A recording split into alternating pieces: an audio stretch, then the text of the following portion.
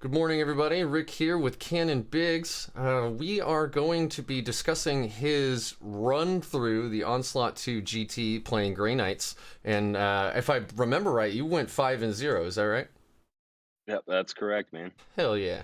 And you took a interesting and slightly different than our normal list that we see, where you do where Grey Knights typically run just as many Dreadknights and as many Interceptors as possible. You actually have some other tech in there, including a bunch of Purifiers and Incinerators and Kaldor Drago.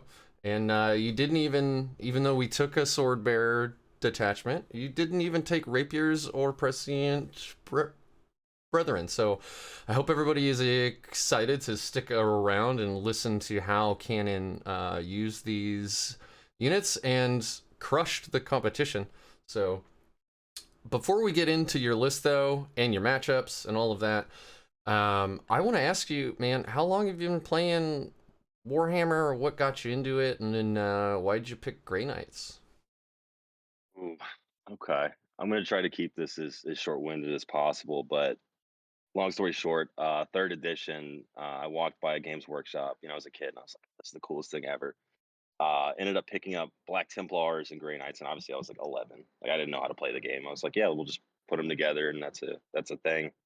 Um, so third edition, that was my army, and I saw they were getting new Codex. I've actually only been playing competitive for like a couple months. I've been to 5 events. Wow. Yeah, top aided, I think all of them. So it's been a pretty good run.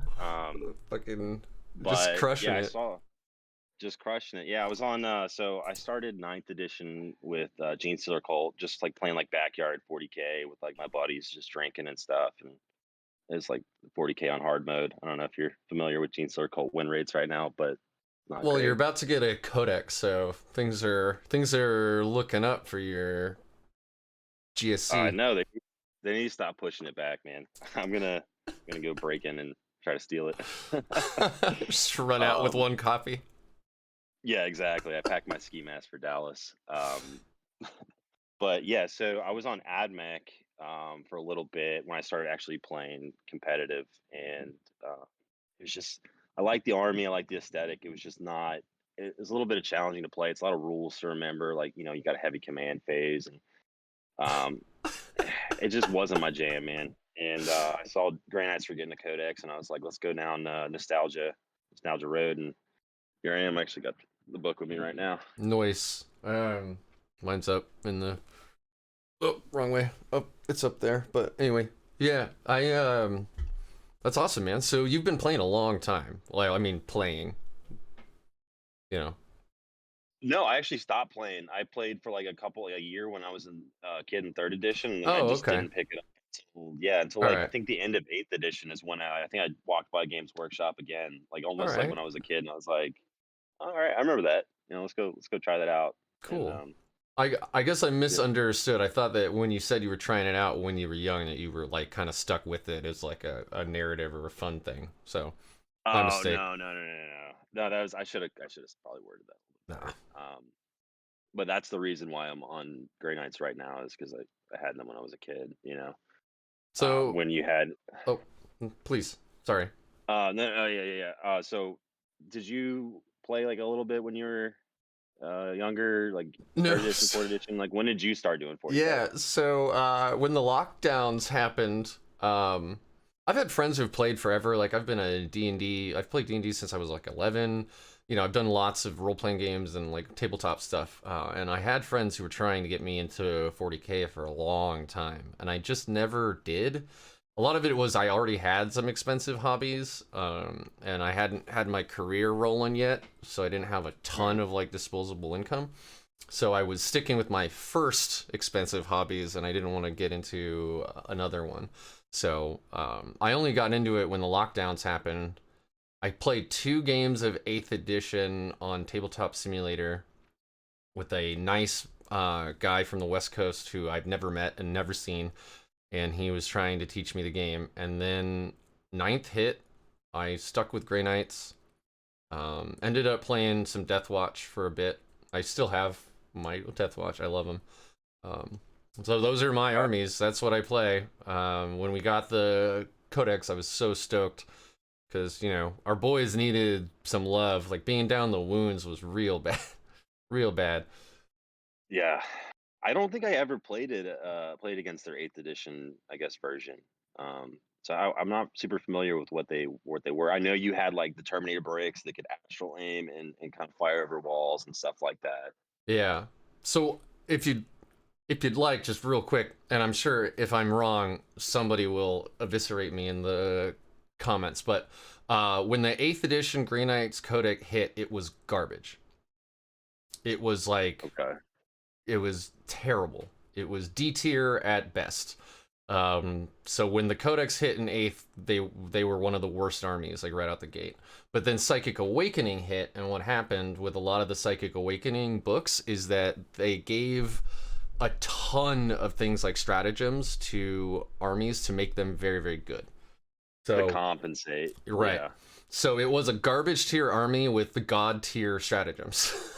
And then that's when we got Tides as well, was in Psychic Awakening, and that helped too. So there was the double paladin brick or bomb, I think it was called, Lawrence Baker list that did very well for a while. But yeah, it was really just because we could play super cagey, stack defensive buffs, and then stay out of line of sight with Astral Aim. That was really the only way that army played very well at all. So like when folks started getting 9th edition books, if you wanted to play them with Grey Knights, you had to hide, use Astral Aim, be very like strategic about what you're trying to kill and how, and then as soon as you ran out of command points, you folded like House of Cards. You just fell over. Great game design. Yeah. So 9th is the new books are the new book feels a whole lot better. Yeah, you're not kidding here. It was funny because like I remember the Codex dropped and there was a bunch of like lukewarm Codex reviews, like, oh, it's fine or whatever. And I kind of picked it up and I had most of the models built beforehand, and I'm like reading through this. I'm like how could this book be bad? Like it's just raw data sheet upgrades, more Yeah. output. Like it's just you got everything you want here. Now, obviously, I mean, you don't have like Druhkari level, where everything's good. You get advanced charge. Stuff. But I was just gonna say, did we get everything? Because I mean, we got we're in a very good spot, and I don't want to sound like I'm bitching or complaining, but yes, there are some things where I'm like, why did they do that? But right. I and definitely get knocked for my Grey Knight privilege in my team chat a lot. It's really funny like, because people are sharing lists. Oh, go ahead. Oh no, that privilege didn't exist 3 months ago. No, exactly. Well, I guess 4 months ago now, but we'll be like bouncing list ideas off each other and stuff like that, and I'll comment, be like, I'm not sure I like that, and everyone's like, shut up, you have Grey Knights. Oh man, what a crazy world we're in, where that's the way we get to feel. Oh. Yep. Because yeah, it was like playing with my friends. It's like, well, if anyone wants an easier win, you can play Rick. He's got Grey Knights. Yeah, a little confidence booster. Yeah. Morale. And now it's like I don't want to play Rick. Rick's army is crazy. No, without a doubt, man. All right. So you want to talk some Grey Knights, some strategies, some you want to talk about like the missions or? Well, let's get into your list here. So, it's up on the screen. I know, unfortunately, Cannon, you can't see it, but I hope that you're very familiar with your own list. So, I trust you. I believe it's up there. So we're gonna start with a patrol detachment with Blades of Victory, which is an interesting choice. I know Ben Sherwin really likes the aggressive playstyle of that Brotherhood. You got a Grandmaster and a Nemesis Dreadknight with all the usual fixins. You got Kaldor Drago, 1 unit of strikes. You got, looks like 15 Interceptors and another Dreadknight in that detachment. And then you have the Spearhead, or the Vanguard, detachment of sword bearers with a ton of purifiers in it, 3 5-mans, each of them with halberds and 2 incinerators in each group. Yep. Four telling of Locust on your other Grandmaster and a Nemesis Dreadknight, which, oh man, I love that.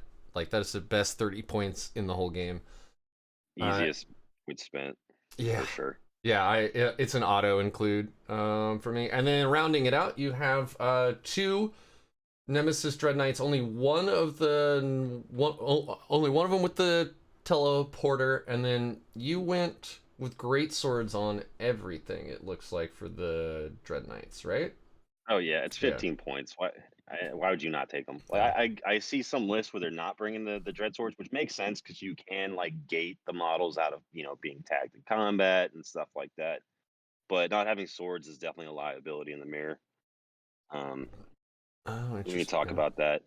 Okay. Yeah, I'm not reinventing the wheel here. Like you've got like 3 or 4 competitive data sheets with Grey Knights, and the Brotherhoods are not very impactful, unfortunately.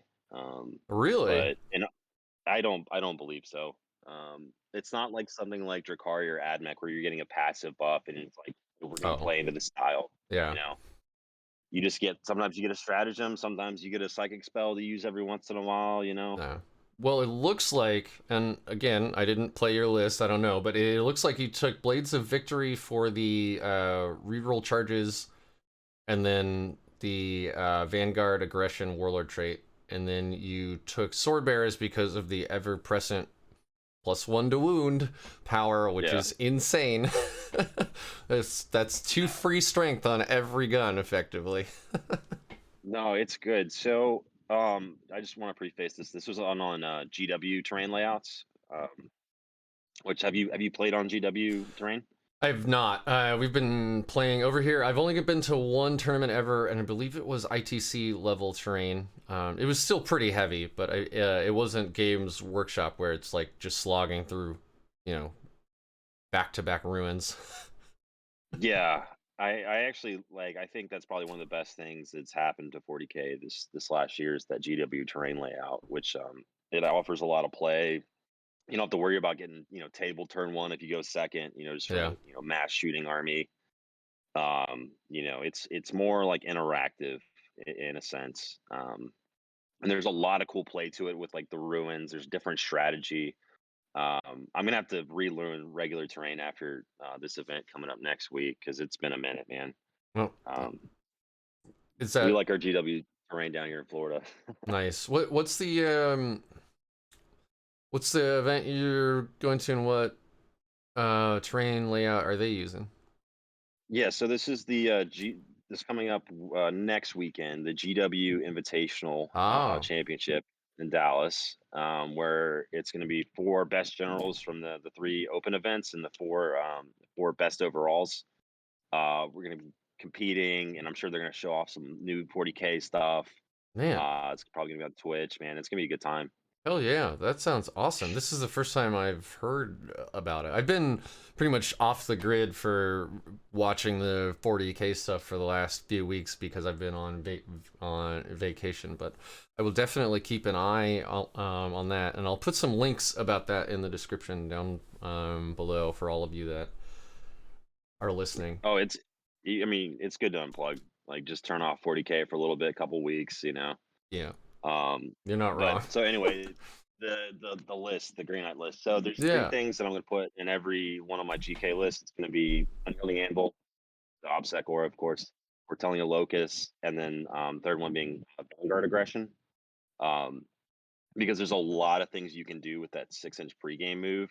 Um, I could probably touch on that for a little bit. yeah, please. Like, this is the kind of, like, those little things. Like, a 6-inch move doesn't seem that big to me, but I'm a newer player. Like, and Yeah, I'm not arguably very good. I came 14th out of 20 in the one tournament that I've done. So, nice. yeah. Yeah, so on if I don't know if you ever want to pull up the GW layout. So there's middle these obscuring ruins in the middle on the hammer and anvil side. It's in the center. And on the Dawn of War, they're on the sides. So what that 6-inch pregame move lets you do is either stage the Grandmaster and either 10 Interceptors or the Grandmaster and another Dreadknight behind those ruins turn one, which lets you project threat into either your opponent's ruins, get you better positioning and stuff like that. Because one of the good strategies on that terrain is turning the Hammer and Anvil deployment into Dawn of War or Dawn of War into Hammer and Anvil, as well as it enables turn one charges from Interceptors.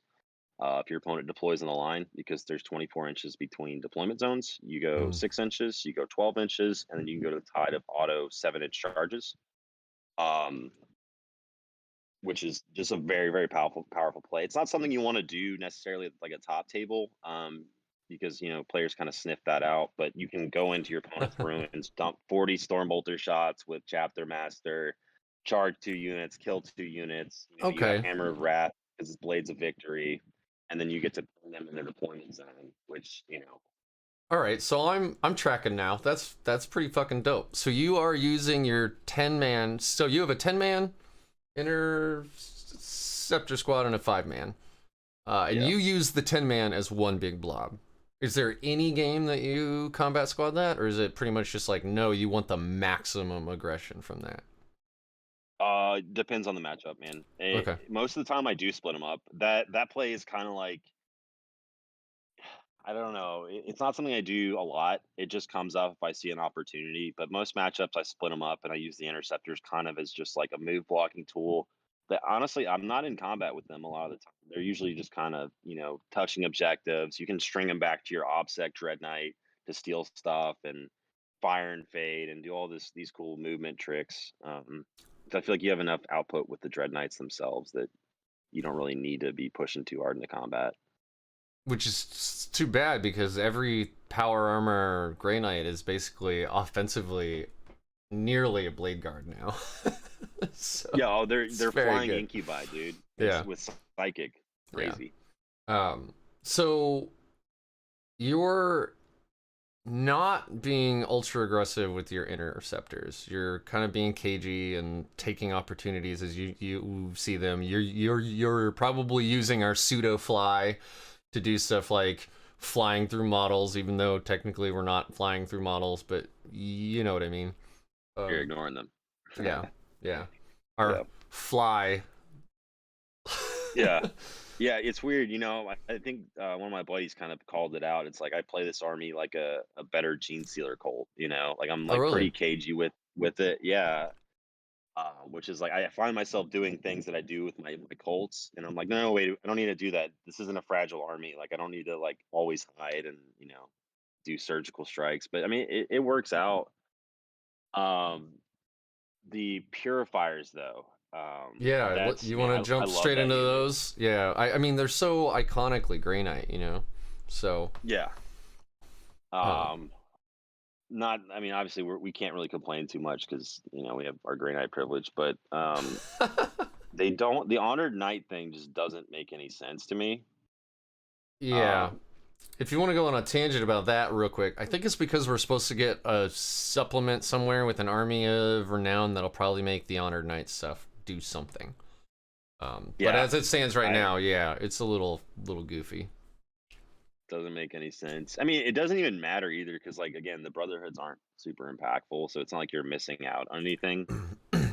I want to call you I mean, out on that though, okay, because like, here's why. Okay, clearly you think okay, they're impactful enough that you've taken a 3 CP punch in the mouth to take the sword bearers, right? Like, so. but that could be Prescient Brotherhood. It could be Rapiers. It could be like any of them. I just was Oh, like, I I see guess I'll what you take mean. this one instead. Yeah, Okay, there's no. I'm it's not not. saying you don't get anything from selecting these Brotherhood, but they just feel very just interchangeable and not really impactful. But I they're. wanted to see more of Uh, like what's up, oh no, I mean like like, yeah, they're a choice and they give you additional options, but there yeah, isn't. I mean, the one we see the most is the sword bearers, and it's not because of their warlord trait for an invul. Who cares? yeah. And it's not because of their stratagem, because 2 CPs to reroll 1 to hit is dumb, but like that psychic power is so good. +1 to Yeah, wound for all your vehicles in that detachment. no, it's definitely good. I'm not Yeah. saying it's bad, Right. but it's a warp charge 7, so it's still kind of sketchy to get off. You don't Mm-hmm. have the +1 to cast anymore, excuse me. Yeah. Um, and I just felt I kind of feel like with your output, like already just being so high, the +1 to wound is like, you're gonna pull down a knight with just base 3 Dread Knight shooting it anyway, right? Mm-hmm. The +1 to wound is icing on top, but there's not really giant threats that you need to go into at the moment, I think. They kind of warrant that. It's nice when you're like, one Dread Knight's off doing his own thing, and he's gonna be like, "Oh, I want to pull down that Raider. We're gonna do +1 to wound on that," and he can do it himself, which it'll Okay. change the map there and all that stuff, obviously.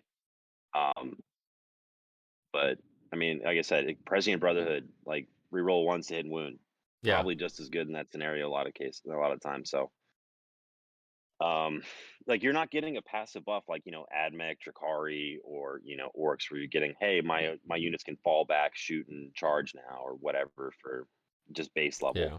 That is true. or +2 Yeah. to move. I would have liked to see like more specified Brotherhood. Like we're not seeing a lot of purgation squads. If they had done like maybe like a Brotherhood where like, okay, if you're taking purgation squads, you get extra AP on your flamers, you can fall back, shoot, and charge. I know there's one that has a psychic spell that lets you do that, but um, Yeah, there's you don't. the silver blades I think allow you to fall back and shoot. Yeah, But honestly, if a purgation squad gets tagged in this meta, they're dead anyway. Like it doesn't. Like they're good, right? They're not guardsmen. But no, they're like, if they get tagged by some witches, it's not like they're gonna live through the fight phase. And even if one does, you're not gonna spend 1 CP to have one dude fall back and shoot, right? Like it's not worth it. no, absolutely not. Well, that's why I Yeah. like the Purifiers, because if you have one dude like left, he's still got that last cannon Yep. smite and all that Yep. stuff. So That's a leadership 9 too. Yeah. Oh man, the leadership of the Grey Knights, especially now that they're like showing that Custodes are gonna be leadership 11, just army wide. Like, Yeah, why are we base 7 leadership? I have Death Watch Terminators and their leadership 9. yeah. I don't But know, man. I don't. yeah, I don't write these rules. yeah, I don't know. So, anyway, just to get back to the like Brotherhood thing real quick. So what you're really saying is that they're all good. It was probably a well-written codex in that you get to pick which one that you want based on your playstyle. That there isn't like Cult of Strife, right? Where like Druhkari came out with their book and Cult of Strife was like, this is the best. There's no better build right now, and everybody went Cult of Strife. Where for Grey Knights, it's like, no, you can play this Brotherhood if you want to do this kind of play style, or you can play this one if you want to do this style. So I would argue that that's actually good game design. No, absolutely. It's everything in that book. Every Brotherhood, I think, has some play. Like I'll look at, I think, Exactors or whatever, and be like, Yeah. oh, maybe I want heroics on my Dread Knights Oh and stuff man. like that, Yeah. which is nice. You can stick them on the middle of a middle objective and be like, all right, come touch it, that kind of thing. But I would have liked to see more kind of like Brotherhoods lean towards certain play styles and whatnot, because I don't know. I can't really complain too much. The book's great. Army's great. Yeah. Um, Well, I mean, I do want to ask you about what you'd like to see changed in the codex, and like that would be a totally viable piece of feedback. But we should probably talk about these purifiers okay. because we All right. keep We're gonna bringing have them up and then switching topics. to switching topics. All right. So we'll do purifiers, and I want to touch about, I guess, changes and stuff that they're gonna have to make. And the Dread Knights will get touched inevitably. Oh yeah, That's without a for doubt. sure. They're a little over the top. But so the purifiers, it's a 115-point unit, lead choice. You can take the 2 incinerators for free. And what you're getting is 10 halberd attacks, 2d6 strength 6 flamer shots, and then potentially a last cannon smite with a inbuilt +1 to cast. And then you also get access to 2 CP -1 damage, which is that's so much just packed into just that small 5-man unit. Initially, they were put in for Druhkari. Having mass interceptors against like Yeah. mass witches and stuff just felt bad against army wide fight first, Hmm. where you're like trying to get into combat, with everything, and then you're just like, all right, he gets free interrupts, and I just lose half the stuff I charged with, which just So it's I mean, Grey Knights are just they're fantastic at layering damage over 3 phases. Mhm. You got the smites, you got the psychic output, you have great shooting, and you have great combat. So that was my intent of like leaning into the damage over multiple phases. Um, and on GW terrain, they're great. So how I use them is you stage them in the ruins, and you kind of project threat into the center. So if your opponent tries to bully the center from you, they're going to be eating, 3 to 4 purifying flames a turn, which is just they don't want any of that smoke. Unsustainable. No, not sustainable. And it's funny, like you don't see them very often, and then your opponent will be like, "Hey, like, well, what do they do?" And you obviously like you tell them like, I like describing everything in the army that's going on. I don't like Yeah, to gotcha people. good. Um, but they'll come in and they're like, all right, well, I'm going to put my Telemon on your, objective up top left. And you're like, okay, cool. Now my 3 purifier units are walking out, and you don't have any CP to do the 5 up, feel no pain. So you just lose a Telemon in the psychic phase, which is just like, Yeah, that's like it's what, kind of nutty. 300 points for a Telemon or something? Pretty Yep, close to 300? Yeah. absolutely. But the incinerators are actually a pretty great profile. Less so after the meta nerf, because T3. Strength 6 T3, you're winning them on 2s on Overwatch. Mhm. So witches, incubi, infiltrators, ruststalkers, those kind of things, those kind of units. Now Druhkari, obviously Cultist Strife can turn off Overwatch for 1 unit. But if they're going into multiple purifier units, that you're going to be able to Overwatch with one of them, Yeah. which lets you do Overwatch this one, and you could maybe save an interrupt for somewhere else, and now you're coming out on top on the combat. So Yeah.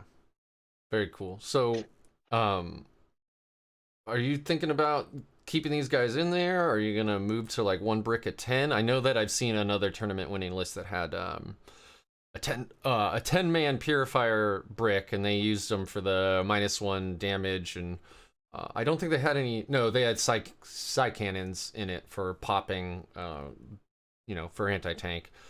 Raiders, stuff like that. Yeah. Yeah, that was David's list, right? I think so. Yeah.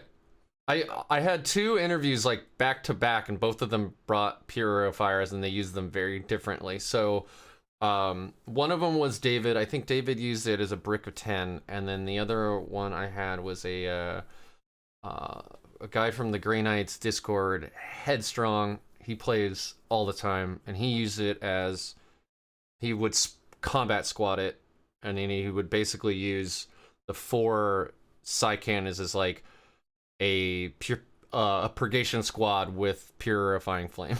So That's really good. yeah. Yeah, I like that idea. So it would get like all the Kaldor Drago rerolls, and then if they targeted him because they're like, damn it, please die, they had the -1 damage strat and all that. So That's huge. You can't understate how powerful that stratagem is, especially with freebooters when that was running rampant, where oh they have man, to kill stuff to get their +1 to hit off. And if they put the rocket truckers into that, one of your purifier units, you're just like, boom, -1 damage. yeah, Now they're not killing that unit. Now they're not getting their +1. yeah. So I mean, it's great. It's a great unit. having the damage efficiency of an enemy's premium unit is just insane. So Yeah, uh, absolutely. yeah. I probably stick with them, like maybe 1 or 2 units for the time being. But I think I need more interceptors, and I hate to say that. Yeah. So Well, I don't know. In 8th, when I got my book, like I loved the interceptors, like just the lore, and it was really cool how fast they were. But at least in 8th, going into a 9th edition Codex, they were 1 wound. They were very expensive. It was awful. yeah, Like they just they just fell over all the time. So I never ran them. But man, I'm so glad that they're good now. Because there's they're definitely like a trend of like stuff that wasn't good in the previous edition is now like very good. I don't Mhm. know. Yeah, Uh, well, if you have your tinfoil hat on, it's because Games Workshop is trying to sell the models that aren't actually selling, right?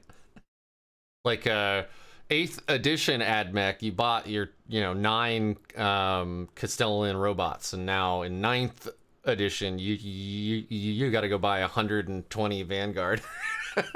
yeah, Which is not necessarily a bad thing because you want the game to stay fresh, and if you want to see some new models that necessarily weren't good, for a Yeah, while, come onto the table. So, it's all um, fair. all fair. Oh, yeah, changes.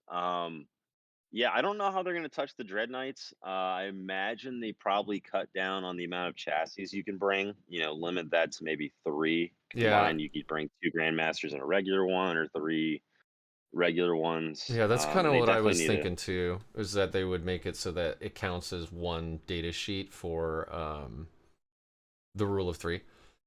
So, Yeah.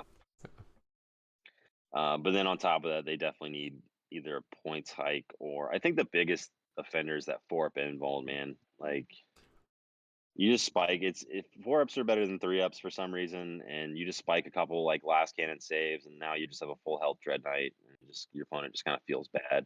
yeah, but I mean, Uh, so in response, if I may, in eighth, no, go ahead, dude. the normal ones had a 5-up, Yeah, and they were garbage, and no one brought them.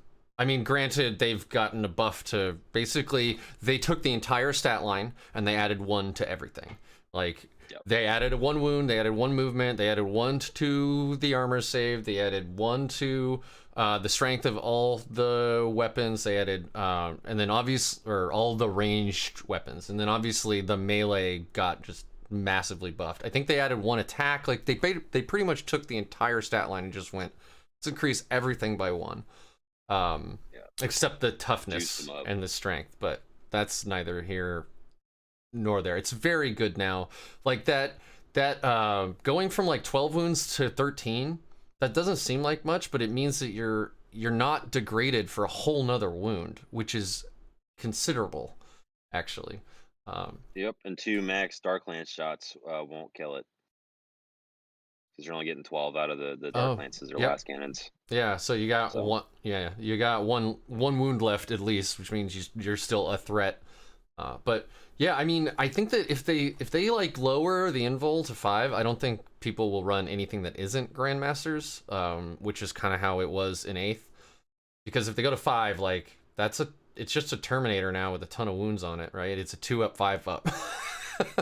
Well, I mean, you got to take into consideration you also have the Tide of Shadows, right? So you stick Hmm. one of those things into dense cover. Now it's a 1-up save, -1 to hit, 13 wounds. Where the 4-up doesn't matter as much, but there's some play in combat because like these high damage shots going into them is so shaky because of the 4-up invuln. Hmm. But Yeah. where you want more like sustained damage 2, damage 3 stuff going into them. So like a melee unit, like some Talos or whatever, where it actually will affect them in combat.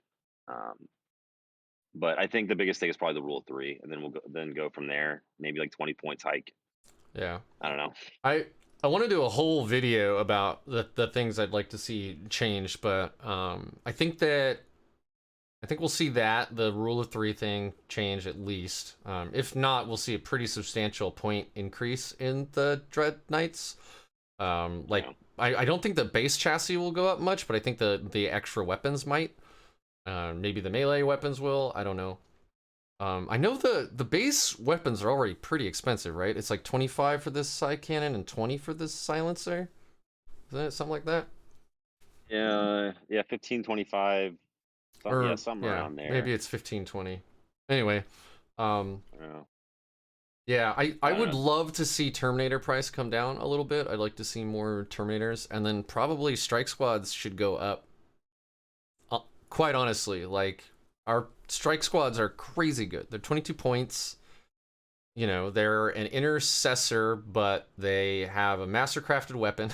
They have psychic and a stormbolter. So, Yep. and that's apparently only worth 2 points. Who knew? Very, very, very good. Yeah, it Yeah. feels like a 22-point model. One of my buddies, Tim, was suggesting like a 2-point hike on halberds. Maybe is like a small Hmm. solution to that. Hmm. Because God, I that's hope the not. main I just built profile you're seeing. so many. Just built so many. Like Yeah. I got more right here. I just built 10. Nice. So, yeah. All right. Yeah, I mean, there's a whole bunch of things we can do, and then, like you said, I'd like to. I mean, the Brotherhoods could be more Like give some other general buffs. Um, Honored Knights, obviously, right now make no sense. Who knows? Maybe we get an army of renown that's just like insane and makes it just everybody's bringing paladins and purifiers or something after that. And then like you could have like Crow, like kind of the headliner that maybe you get some cool buffs or whatever, like auras. Yeah, but Which Crow's very good, by the way. I don't know if you put him on the table yet. I haven't even finished painting him. He's based. Or he's base coated up there right now, but I want to spend a lot of time on him and like get him just so. But I'm not even that great of a painter even, so. I mean, I think he's one of the best sculpts they put out in like last year or two. Yeah, that's a great looking model. Cool looking sword too. I hate when they add the banners on the backs. So I made him actually holding it. I don't know if this is gonna. Oh, look at you. Yeah, so he's actually holding it instead of it on his back, because like I said, that just drives me bonkers. I don't even know why. Well, actually, I do know why. I mean, imagine doing like a CQC with a flag on your back, man. Like, you can't go through a doorway. You got this like standard on your back, right? It's just awkward to paint, honestly. Yeah. I guess I'm modeling for advantage though, right? Because now he's short or something. Nah, that's not a thing with characters. It's not really a thing. No. I mean, you got Lookout Sir in so much obscuring terrain. You're probably not gonna see him until the game's almost over anyway, right? But yeah, no, exactly. You can just he's a cool character to just shove in the middle of an objective and be like, all right, come and attack me because I'm gonna take you out on the way out. Old school fight on death's pretty good. Yeah, it really is. Just for free. Yeah. 6-inch heroic. He's just 90 point, just like beat stick. You give him the +1 to wound if you make him your warlord. He's got the mortals. Like he's pretty mean, dude. Hammer of Righteousness. That's a good point. You could put Hammer of Righteousness on him, and he's just a blender. Speaking of blending, so I want to look at your psychic powers real quick, and I know we're kind of like jumping all over the place, but like I said, this was going to be a conversation more than a structured thing. So you have Vortex of Doom on Kaldor. You have it on both of your Grandmasters. No, one of your Grandmasters. Is that the one? And then I see that, I mean, obviously you have your Purifiers with Purifying Flame, and then you're making sure that the Purifying Flame is its own cast, so it doesn't scale along with Smite. I think it used to in 8th. Back after they changed that Smite doesn't scale for us, but anyway. So that's cool. So you have Smites coming out starting at 5 and then increasing, and then you have Purifying Flames coming out starting at 5, but with the +1 to cast also scaling, and then you have Vortex of Doom. So you are like every turn, are you focused on trying to get out as much mortal wound damage as possible, or are you thinking like I know it'll be based on the matchup and what's where and all of that, but like primarily you're thinking, all right, in the psychic phase, I'm gonna do damage. Yeah, it's definitely there to do damage. It's so the thought process behind that, like I'm not running out into the middle of the board to just throw mortals everywhere. It's more so if something comes into my lines, I can deal with them in the psychic phase as well as push out, forward with shooting and melee, and kind of not have to worry about interrupts and that kind of thing. Which is, Grey Knights don't have fight last. They have a crappy fight first relic thing. So again, we do have fight last, but it's only against demons. it's very bad. It's like I know. It's I'm not surprised you don't know about it because it's terrible. Like how many demons? It would be completely meta dependent, right? Like if demons got some huge buff and they were the next Druhkari, I'm sure we'd see it in every list. But they're not right now. The funny thing is actually, demons are terrifying to play against as Grey Knights, because they have this lovely stratagem where they can just bring back an entire unit. If they're killed by a Grey Knight model, Which if it's like 5 Beasts of Nurgle or like 30 Pink Horrors, it's just or like, okay, or lose. Great Unclean One. It's usually used on big models. And from my experience, I think when the Games Workshop has been doing an amazing job of when there is a flavor thing for an army, they have been removing that flavor from the data sheets, right? So like in 8th, if we fought a demon, we got to do, I don't remember what it was. No, our smites were always like full power and all that stuff Against demons, yeah, but the cost of that was built into the actual data sheets, and now they've kind of removed that and they've made it into upgrades that you can purchase or stratagems you can use, which I think is very cool. And they did the same thing with Deathwatch too. Like with Deathwatch, there's a lot of anti-Xeno stratagems, but if you're not fighting Xenos, obviously you just you're don't. Still good. Yeah, you're still decent. So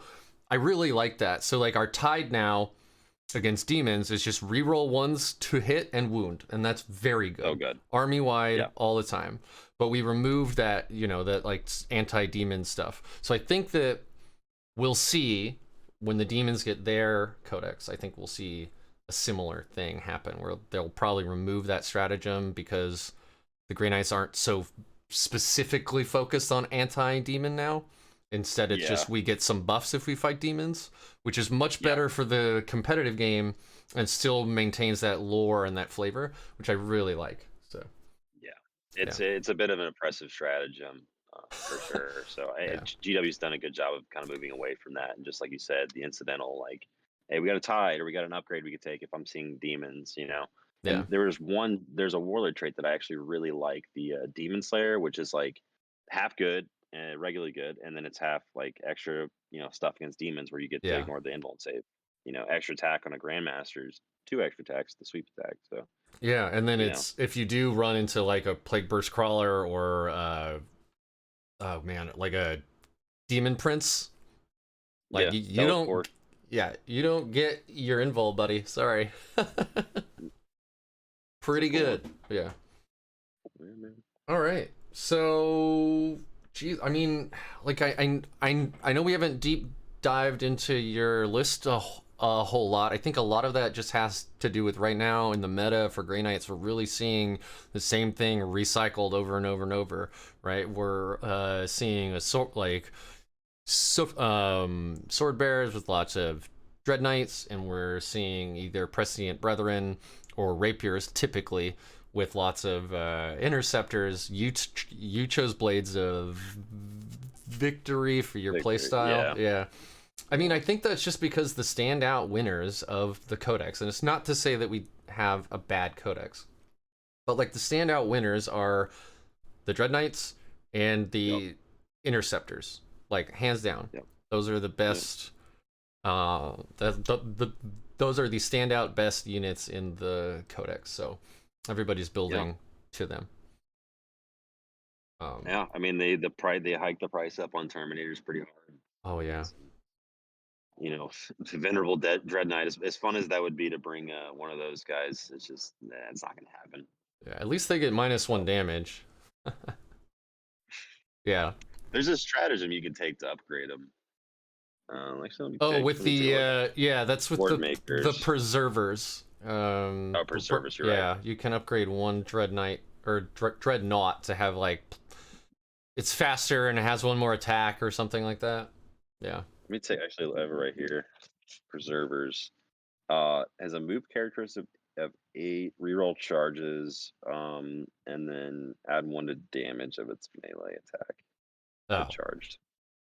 Which is well, with the removal of the Doom Scythe, like from 7th or whatever, the the Dreadnoughts, if I remember right, and I didn't play then, and I'm sure I'll be corrected if I'm wrong, but there was a specific Grey Knights Dreadnought melee weapon upgrade called the Doom Scythe or something like that, and it was pretty good, but it's not like we got back a amazing melee weapon to give our dreadnoughts to make you want to get them into combat, right?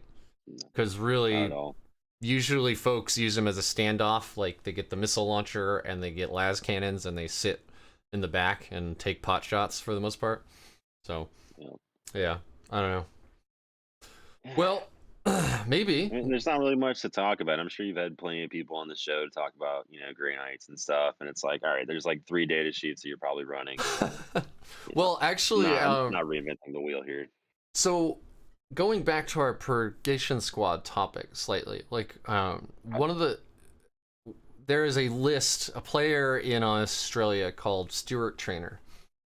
I'm trying to get him on the show too, and right now he is actually running an all power armor list, including a bunch of Purifiers. He's got a Grandmaster on foot. He has Kaldor Drago. He's got a bunch of strike squads, and then he has a bunch of purgation squads as well. Yeah. And then he's got a whole bunch of really cool buffs to his characters that make them very expensive and then also very hard to kill. So his 3 characters end up as his to the last. Like I don't know if you've looked at what is it, the Camdic bracers or whatever, but they're -1 damage just all the time. It's a relic. So if you give that to a Grandmaster, it's like, damn, you can't kill this guy. He's got -1 damage all the time. Feels like one of those orc war bosses. Oh honestly. yeah, the Squigosaur, the Squighod Rider on Squigosaur or whatever it is. Yeah, with the -1 to wound and all that fun jazz. Yeah, -1 damage, -1 to wound. So it's good.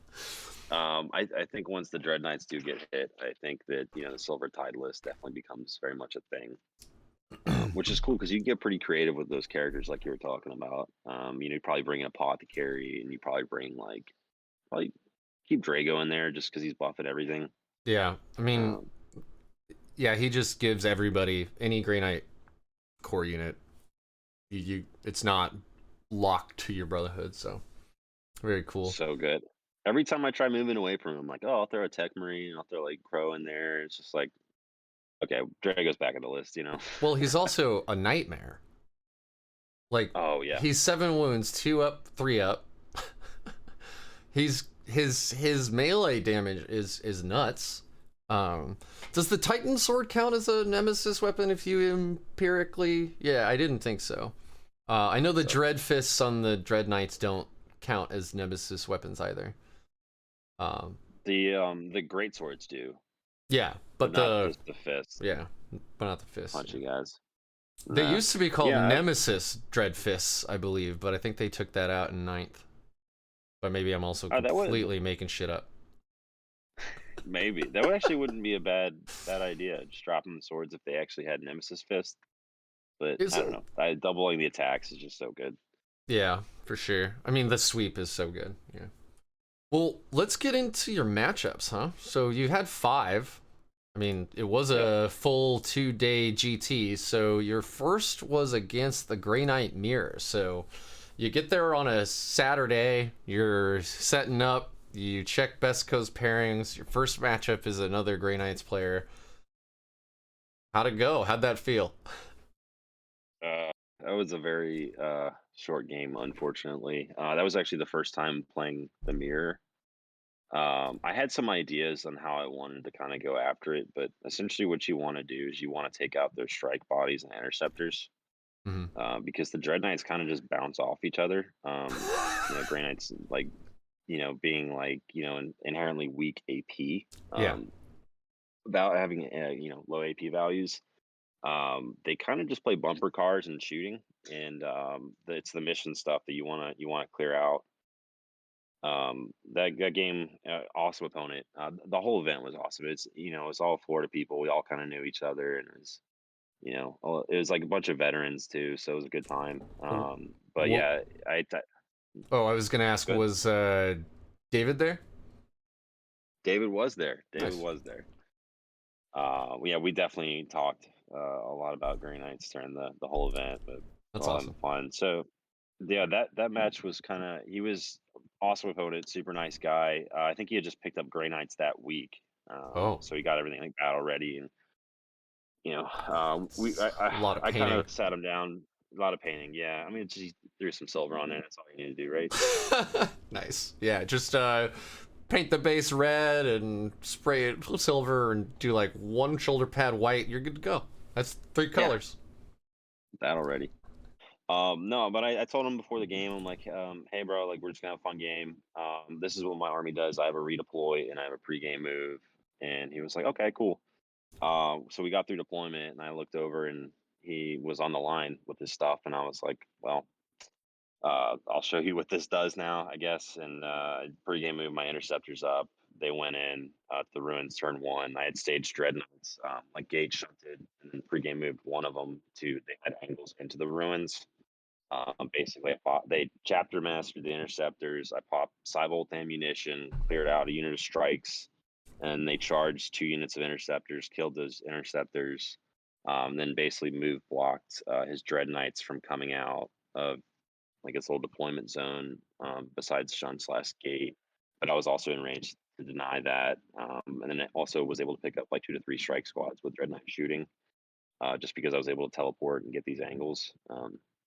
So we kind of just shook hands and like, hey, let's go grab a beer later, kind of deal. Oh, damn. But yeah, it was awesome guy. But we sat down, and I think after the match, we just talked Grey Knights for about like 30-40 minutes, and like what he likes about the army, like what kind of stuff like we could see doing, and he just didn't have the reps, Yeah. and like.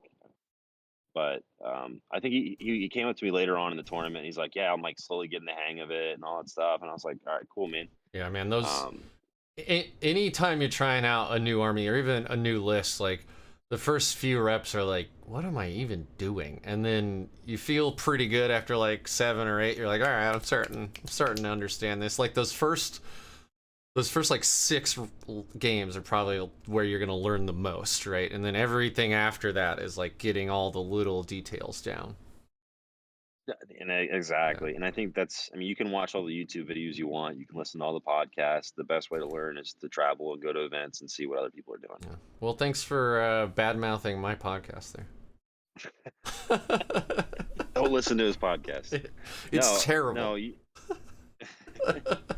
I definitely have learned a lot from podcasts, but I think the best experience is real in-person Oh, experience. So absolutely. I'm just giving myself shit here. No, it's there's no replacement for experience actually in any way, in any skill at all. If you code, you're better if you spend time coding. If you play Warhammer, you're better if you spend time playing Warhammer. If you like basketball, you're better if you spend time playing basketball, not listening to pros talk about playing basketball, right? It's the same thing. exactly. That's just experience, right? So yeah, it sounds like a great match. Like, was he a new tournament player or was he just completely new? Okay, yeah.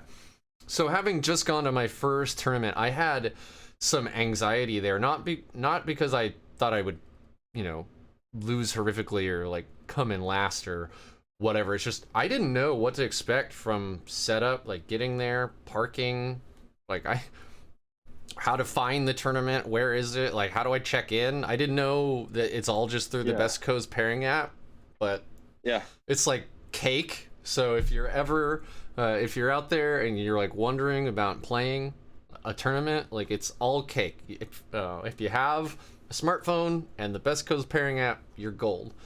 um, but that's something we should definitely talk about here. Is you're right. Like when I went to my first event, I was like terrified. I was like, like these people are gonna beat up on me. They're gonna be like, cutthroat and all that stuff. And that's just not the case. Like you go to these events and everyone's just like super friendly. Like 99% of the people there are just have fun. They just want to have yeah, fun, and there'll be like 4 or 5 people, or if it's a bigger event, 16 to 30 people that are just your top cut guys. But even then, I feel like I have the best games against them where like they're just good at the game, so they don't need to be kind of a dick about things. yeah. I mean Um, that so is something I was worried about too. I think that like the worst thing I can think of in isn't losing, because if I lose but I learned, I actually think that's like a win. But is having to play a 3-hour game with a person who's a total dickbag. That The sounds worst thing that could awful. happen.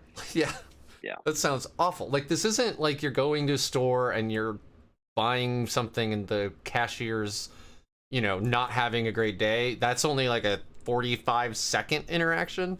If Yeah. somebody is like nitpicking everything and just being a dick and being like, oh, well, that's bullshit for 3 hours, it's just, ugh. Yeah. Well, we're pretty good in Florida. If word gets around if someone's just being an absolute scumbag or whatever, the TOs won't allow them at the event. But Oh, wow, that's I mean, awesome. yeah, if someone is being kind of a problem, you can always just grab a TO. Like, obviously, don't just run over and be like, hey, like I'm being bullied or tattletale or whatever. Just like have a conversation. You're just talking with a guy at the bar, right? Yeah. Just like, hey man, like this is my intention, and because dude, I give my opponents like unlimited takebacks. Like if I can see your models were like intentionally trying to screen out a backfield objective or whatever, and like maybe something got knocked, I'll just be like, bro, just fix that right now. Like I don't get anything from winning on technicalities or whatever. So I mean, there's a social contract, you kind of sign up for when you go to the table, Thank and you. That's actually an excellent way of describing that. As you're like, yeah, there's a social contract, and I've been very, very lucky and happy to see that everybody I've interacted with in the entire Warhammer community, at least in person, there are dickbags on the internet, but who knew, right? It's not yeah, like that's news, but has been amazing. Just absolutely yeah. like super friendly, super helpful. Um, Granted, I've never been at like a top table at a super major. I bet you that's a little that's a little different, but yeah. Yeah. I, eh. No, it's not as it's a whole different experience. I think the best way to put it is just go out and just go to these events, because like you'll meet like some of the coolest people, and they'll take you under their wing. I think my only tournament losses were actually to Art of War people, who I'm actually like really really close with, like Mark Perry and stuff like that Hmm. now. And I lost like the first two against Perry, and I was like seeing like, okay, he does this, he does that, blah blah blah, and then I finally got him at the Crucible event, and you learn, and I wasn't like, at first I was like terrified. I'm like, this guy's on YouTube, and he's like really good at the game. But then you're like sitting there, and he's got his shoes off, and we're just kind of just shooting the shit. It's like, all Nice. right, this is cool. Like we were on stream at the GW Open Orlando, and we're just having casual conversation about like whatever, while the game is going on. So That's good. it's kind of important to remember. It's I think it's the people first before 40K. Yeah, Um, absolutely. I think that that's so a wise way of thinking about things. So, all yeah. right. So, Next round. yeah, round two was Custodes. What mission was it? Ooh, Clearly, clearly it was impactful. I think it may have been. Shoot, I don't remember what mission that was. That was a good game though. That was a really good game. I don't remember which mission it was, That's honestly. okay. That's I all feel right. like it's forever, a while ago. Don't worry about it. Great opponent. We had a real back and forth, and unfortunately, like the final score wasn't as close as the game felt. Because he's running an eighth edition Codex, which Yeah. is kind of just the nature of the beast. But I mean, we had some really cool like back and forth plays where I made that he went first, but I made that 6-inch pregame move with the interceptors to like stage on the side to threaten his ruins, and then he like pushed in with his Venatari, like just where it was like an 8 or 9 inch charge that we pre-measured that I would need, which is like kind of like I don't want to make an 8 or 9 inch charge to get Hmm. into him. And I kind of like was like, all right, something's funky here. So I actually, on my turn, I advanced my interceptors back into my own ruins. Later on in the game, I realized, oh, he had Tanglefoot. So if I had gone for that, I would have Oh lost like yeah. 10 interceptors, which was like Yeah. a pretty heads up play. Um, by him. But I mean, he had no choice. He put his like he started shoving Telemons and his Dreadknights down my way. And then he lost. a Telemon turn 1 to my shooting, and then he started just kind of pushing into the middle, and he had his guard squads on his backfield objective, which is really hard to displace. Because Grey Knights can easily get into your backfield with like gates and shunts, and then just shoot you off your own objectives, which is a lot harder to do when it's against 2-up armor saves. Yeah. But I mean, it was great, like back and forth. He killed some of my stuff, I killed some of his stuff, and he positioned really well. And then I kind of had to like react and all that stuff. But eventually, he just ran out of things. Um, because it's a lot of like layer damage. Psychic. Custodes don't like psychic and all that stuff. So They can only use the 5-up Feel No Pain strat for one unit, so you can blast all the other ones if they do that to like a Telemon or whatever. Yeah, Telemon. It's a beefy unit because they can do the -1 strength, and they turn off rerolls for 1 CP, which definitely matters. Which it changes the math from like needing like 3 Dreadknights to pull one of them down to like 4 or 5, depending on your rolls. Wow. But so actually, you don't actually probably kill the Telemons. I ended up not killing 2 of them, I think, because you kind of just you can isolate them. We'll talk about that in one of the later games. Yeah. That's why I don't like the big Purifier unit, because it's slow, and just slow beefy units just aren't really a great thing to be running right now, because you can just identify it, isolate it, and just operate around it, kind of thing. So, Yeah. but yeah, it turned out pretty good. Props to my opponent. Definitely played his butt off, and I honestly think he may have gotten me if he had been on like a 9th edition book. But it was a good game. Here soon they're gonna have their 9th edition book, so we'll see how wild they are.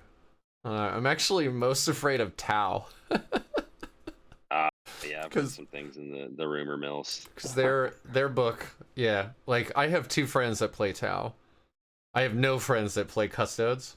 Well, I have one, but he mainly plays Tau. So, and right now Tau is very bad. I remember my first match against Tau ever was my 8th edition Grey Knights, and it was a 1,000-point game, and I forgot to put a whole unit of 5 Terminators down. Like I just left them in the box.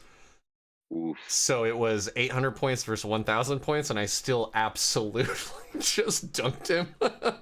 It felt so bad. And then I'm like, I forgot my Terminators, and he's like, "Are you fucking kidding me?" It's like, yeah, sorry. I wouldn't have said anything at the end. Just all right, we'll keep my mouth shut here. Yeah. Well, he's a good friend, so it's not like I was gonna endanger our friendship, but it was pretty funny. Yeah. Oh yeah, and then in that case, add salt to the wound. Yeah, absolutely. Just throw it on there. Yeah. So round 2. The Custodes, the round 2. So the Venatari, the flying pistol guys, are actually pretty good profile into Grey Knights, because I think it's strength 6 AP 2 damage, and I think they double tap with like 4 shots apiece, which is it's a great profile to have into like Dreadknights or just basic strike marines. Man. So those are the things that I was most concerned about. Like the Telemon, like the shooting's like whatever. You don't want to get in melee with it, obviously. And then he had like a shield captain and stuff like that. But the main concern is you gotta take out the Venatari, just because that's like they're there to hunt like Grey Knights essentially, and they're mobile. So it's hard to pin them down. Everything else is slow with the army, and you can kind of just like, hey, you're gonna be over here. When you start wearing them down and they have to start sending 300-point units to go send on objectives, it's kind of where you can just control the game from there. Feels good, man. So yeah, feels good. Round 3. Oh, this was funny. So they had a streaming room, which was like this dark, like a VIP room, like a strip club, like had like an LED table. Like it was pretty cool, man. $300 bottle of Dom, which isn't even good champagne. Exactly.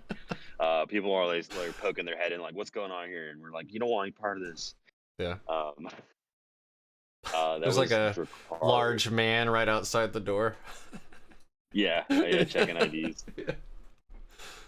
Which was cool at first, but then like I ended up being on stream 3 times in a row in that dark room, so it's a total of like 9 hours and just like darkness. So I was coming out and seeing the sunlight, like what the hell? Welcome to living in Oregon. It's like when the clouds finally part. It's like, Mm. I hate you. Go away, son. Oh yeah, no, I was actually in the Pacific Northwest for I think like 6 months, and it just rains. I was up in Seattle, and it just rains all the time, and it's dark. I mean, yeah, but Yeah, I don't mind.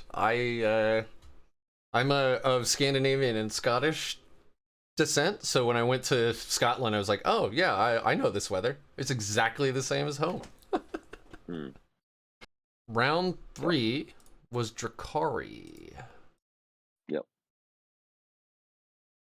All What right, was it? One of the so new Meat Mountain lists? Oh no, this would have been no. This was post nerf, right? This was post the last. pre-nerf. Oh, it was pre nerf. Okay, so you probably got the whole Yeah, Cult of Stripe, lots of incubi, lots of witches, lots of it raiders. was it was actually a hybrid list. That was Quentin, who's actually pretty damn good player. Hmm. He was doing some experimenting, and I liked his list. He was running the two bricks of Talos. Um, Not many raiders, and he was doing a cult of the poison tongue. So he was the coven one was the -1 damage. I think he had cult of strife, and then he had the poison tongue, which was actually a really cool tech because they get access to a redeploy. Anytime like there's a redeploy, like I'm sold. It's just a good thing to have. Yeah, for sure. Um, where it was a great list, but the issue with that is so Drakari operates in waves. Well, turn 2 they'll charge into you, turn 3 they'll charge into you, and then turn 4. Well, when you start bringing these big bricks of like Talos and Kronos and stuff like that, you're losing essentially like a third wave of just assault forces. So he actually had the 700. They were 700 points of Talos at the time before they got the points reduction, which I don't know why they would buff Drakari in the same thing that they nerfed him, and they're still the best faction, which is just like anywho. Um, How they do you actually really had. feel? I know. I think that's the general sentiment is like the army survives two nerfs, and it's still I think the top win rate faction at the moment. But Yep, uh, they're very good. I yeah, I as mean, Grey like you, Knights, I don't think we worry about that much very much. well, I mean, like you said, it's just like their whole codex is efficient and very good, and then the first builds were just the most efficient and the most good, and then they got nerfed, and then they just came out with whatever's the next most efficient and the most good, and then now they've been nerfed again, and it's just gonna happen. But you can, it's nice for them that they can just fall back to other units and other playstyles. um, I don't think Yeah. I don't think any unit I don't think any army should necessarily be nerfed into the ground. Like, okay, you guys had your time in the sun, now you're terrible. You know, uh, No, but absolutely not. yeah, and I mean, Because wouldn't nothing feels worse than like buying a whole codex and the whole army, and now like mm, you can't play it. You know? well, I mean, wouldn't you feel better like if it was small adjustments over time than like a big like sweeping change? Like I think I would too. Yeah. No, you Yeah. don't. You definitely don't want to nuke something from orbit. You kind of want to like test the waters and be like, okay, we'll do these small changes here, see how Hmm. this works. Do these small changes here. I think the new iteration of Drakari is way less threatening. It's very beefy. But I'm way less scared of that than I was of like 70 witches just charging and obsecking all your objectives away. Yeah. Or incubi with Drazar just making everyone fight last and have like +1 to wound and everything. Oh man. I have a Monstrous. I have a confession. I've never What's up, bro? ever once beat Jakari with any of my armies ever. Have you played them with Grey Knights? I've lost. Yes, I've lost every single time. What? Yeah, I mean, granted, my only ninth edition Grey Knights game was against my buddy. I actually live streamed it, and I was playing a list where I was just taking a bunch of stuff and trying it out. And then I told him that, so I was like, "Don't bring like a tournament list." And he's like, "Okay, I'll play a round two." And then he's like, "Hey man, I just want to let you know, like, this book is so damn good, I can't make a bad list." Yeah, you He's can't. like, I can't. I'm sorry. And so I'm like, well, like I had a Storm Raven. I had a bunch of purgation. Well, not a bunch. I had like a purgation squad. I think I brought some paladins. Anyway, it wasn't a great list, and I actually only lost by I think like 15 points or something. So it wasn't. It's not like I lost by I didn't get curb stomped, but yeah, I Right. haven't won against Druhkari once. Oh man, I don't know what to tell you. Like, I don't know how they deal with Dreadknights very well.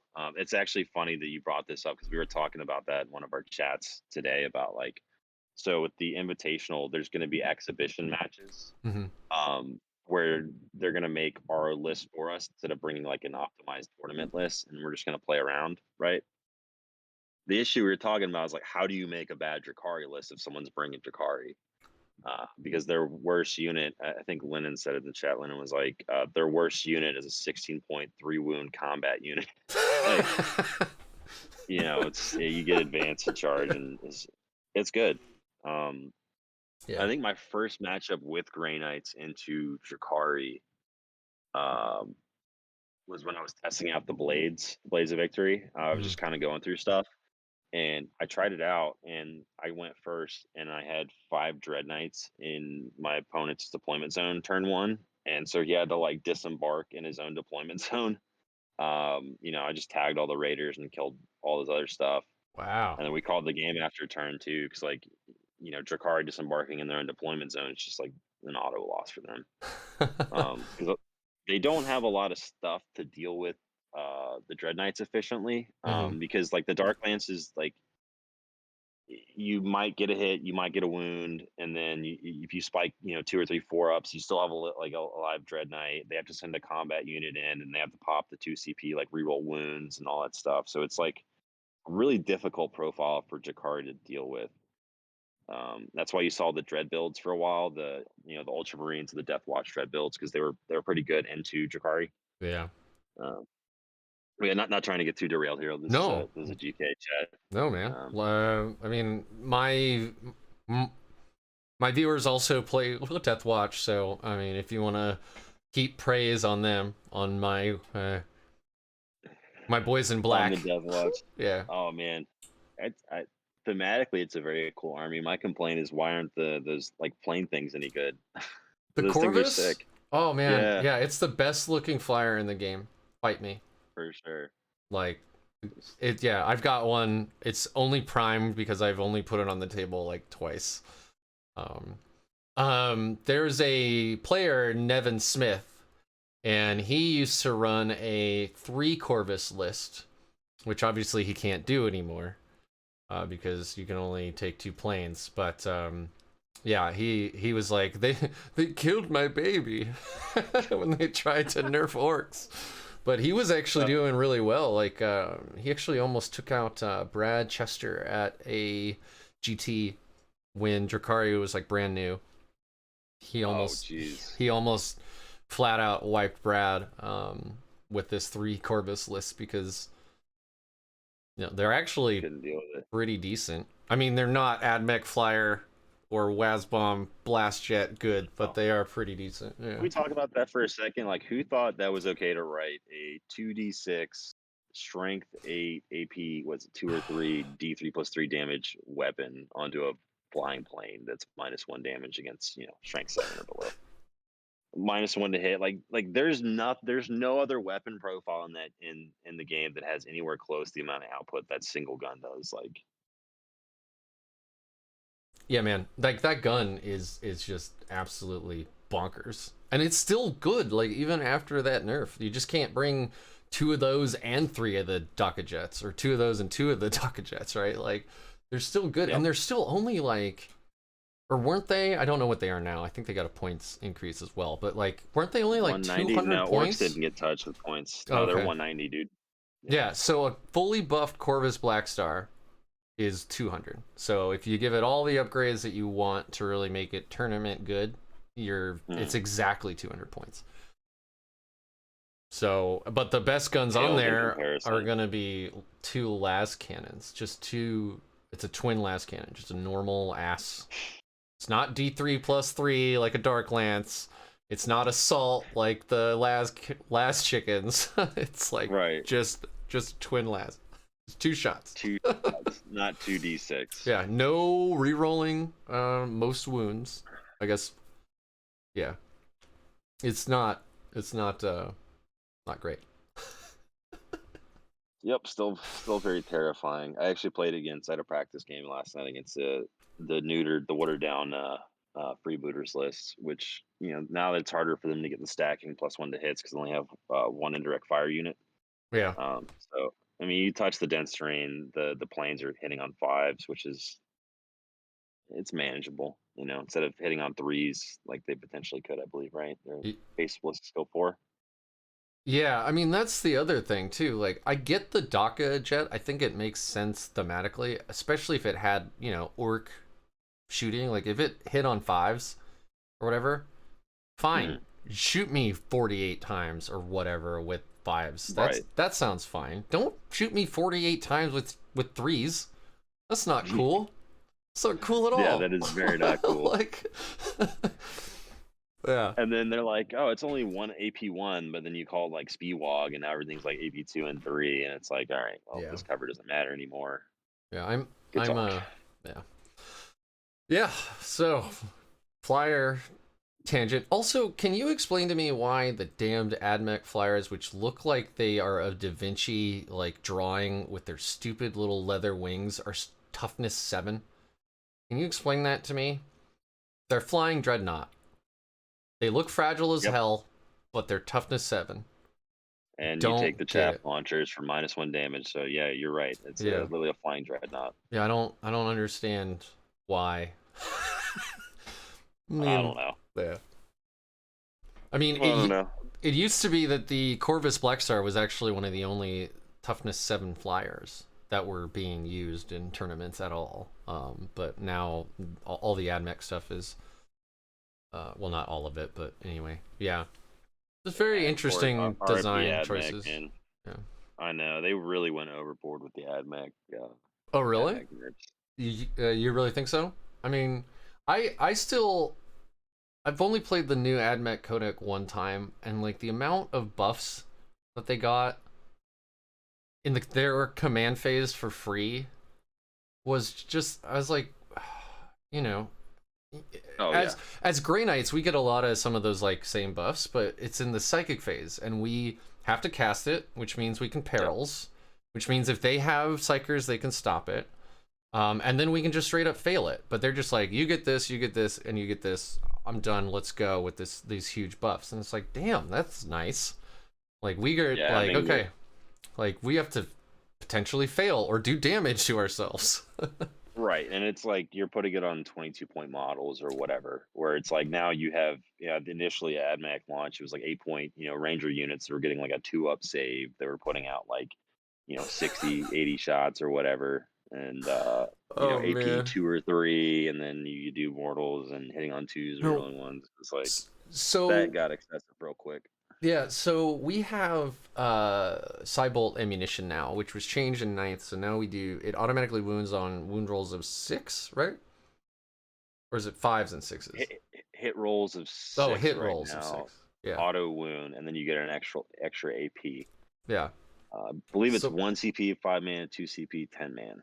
So Admech, when they came out, they had a 2 CP. I think it was the Radium Rounds strat. I'm probably misremembering, but they would automatically wound. Yeah, they would automatically wound on hit rolls of 4, and they would stick it on a 20-man Ranger brick and shoot you 80 times or whatever it was, 40 times. It is 60 so I was actually running Admech. That was my army when I think I started putting that together like a month before the Codex dropped, and you just you do like the Lucius brick of the 20 Vanguard, you solar flare them, so you give them all these buffs, you give them the extra AP, give them all the hit buffs and shit, and then you basically same turn deep strike them to get angles, and now they're putting out 60 shots that are hit rolls of 4, just auto-winning the targets. So it's just like, oh, you can pull down Mortarion, you could take out just a unit of horrors, like whatever. I mean, it was definitely a bit much. Yeah, I mean, but the funny thing is, so people were clamoring about Rangers and Vanguard being too ridiculous, but I think what they had been doing is GW been testing on this GW train layout where the Rangers and Vanguard don't feel very good because there's so much obscuring and stuff. I Where like, okay, cool, you have this like British gun line, they're gonna line up and walk out, but if you can't shoot anything, like who cares? Yeah, I will also point out. I mean, that's a great point, and that's not something that I really considered when they're doing this play testing. I'm not a play tester. I don't know any play testers personally. I am, however, a software engineer who does testing. Like I'm a quality engineer. That's my thing. So Nice. I test stuff all the time. And what I remember from some of the YouTube videos that like Lawrence Baker put out is that when they get these playtest packets and they're testing stuff, they're only getting some of it. They're not like getting the Interesting. whole codex, right? It's like play with these raiders. Here's their new stat line. But then Lawrence Baker, when the Druhkari Codex actually hit, he did like a review and then contrasted it with what he saw in the playtest. And he's like, the Dark Lances were still D6 damage. He's like, I don't know where this D3+3 thing came from. No idea. He's like, Weird. that makes him so efficient. But when I Mhm. play tested this, it was only D6 damage still. Or whatever it was in Yeah, which 8th. feels I don't fine for remember. the 85 points or whatever they were initially. Yeah. If they were just D6 damage, yeah, Yeah. I think you'd have way less complaints about Raiders. Yeah. So it's Um, like, so when I'm testing software, like sometimes I'll get, betas or alphas, it's brand new code, but I don't ever see the full thing, everything until we're near release. So I'm like getting right. bits and pieces as well. So sometimes it's like, okay, yeah, this looks good, but then when you combine it with what's left, it's like this doesn't look good anymore. There's like lots of bugs and problems. And I think that's one of the things that we're seeing with the play testing. And I think that they do that first of all because they're not done yet. They're still writing the rules, but also they don't want any leaks, right? Like if play testers got an entire codex and they said go nuts with this, those would leak like all the damn time. Then they need to pick better people to playtest then, I mean, sure, but it's still, I don't know. Like I can see why they don't do that, but then I mean, I am also, this is conjecture. It's not like I work for Games Workshop. I Right. don't know exactly, but it seems like that's what's going on. It's like we're going to give you pieces of it.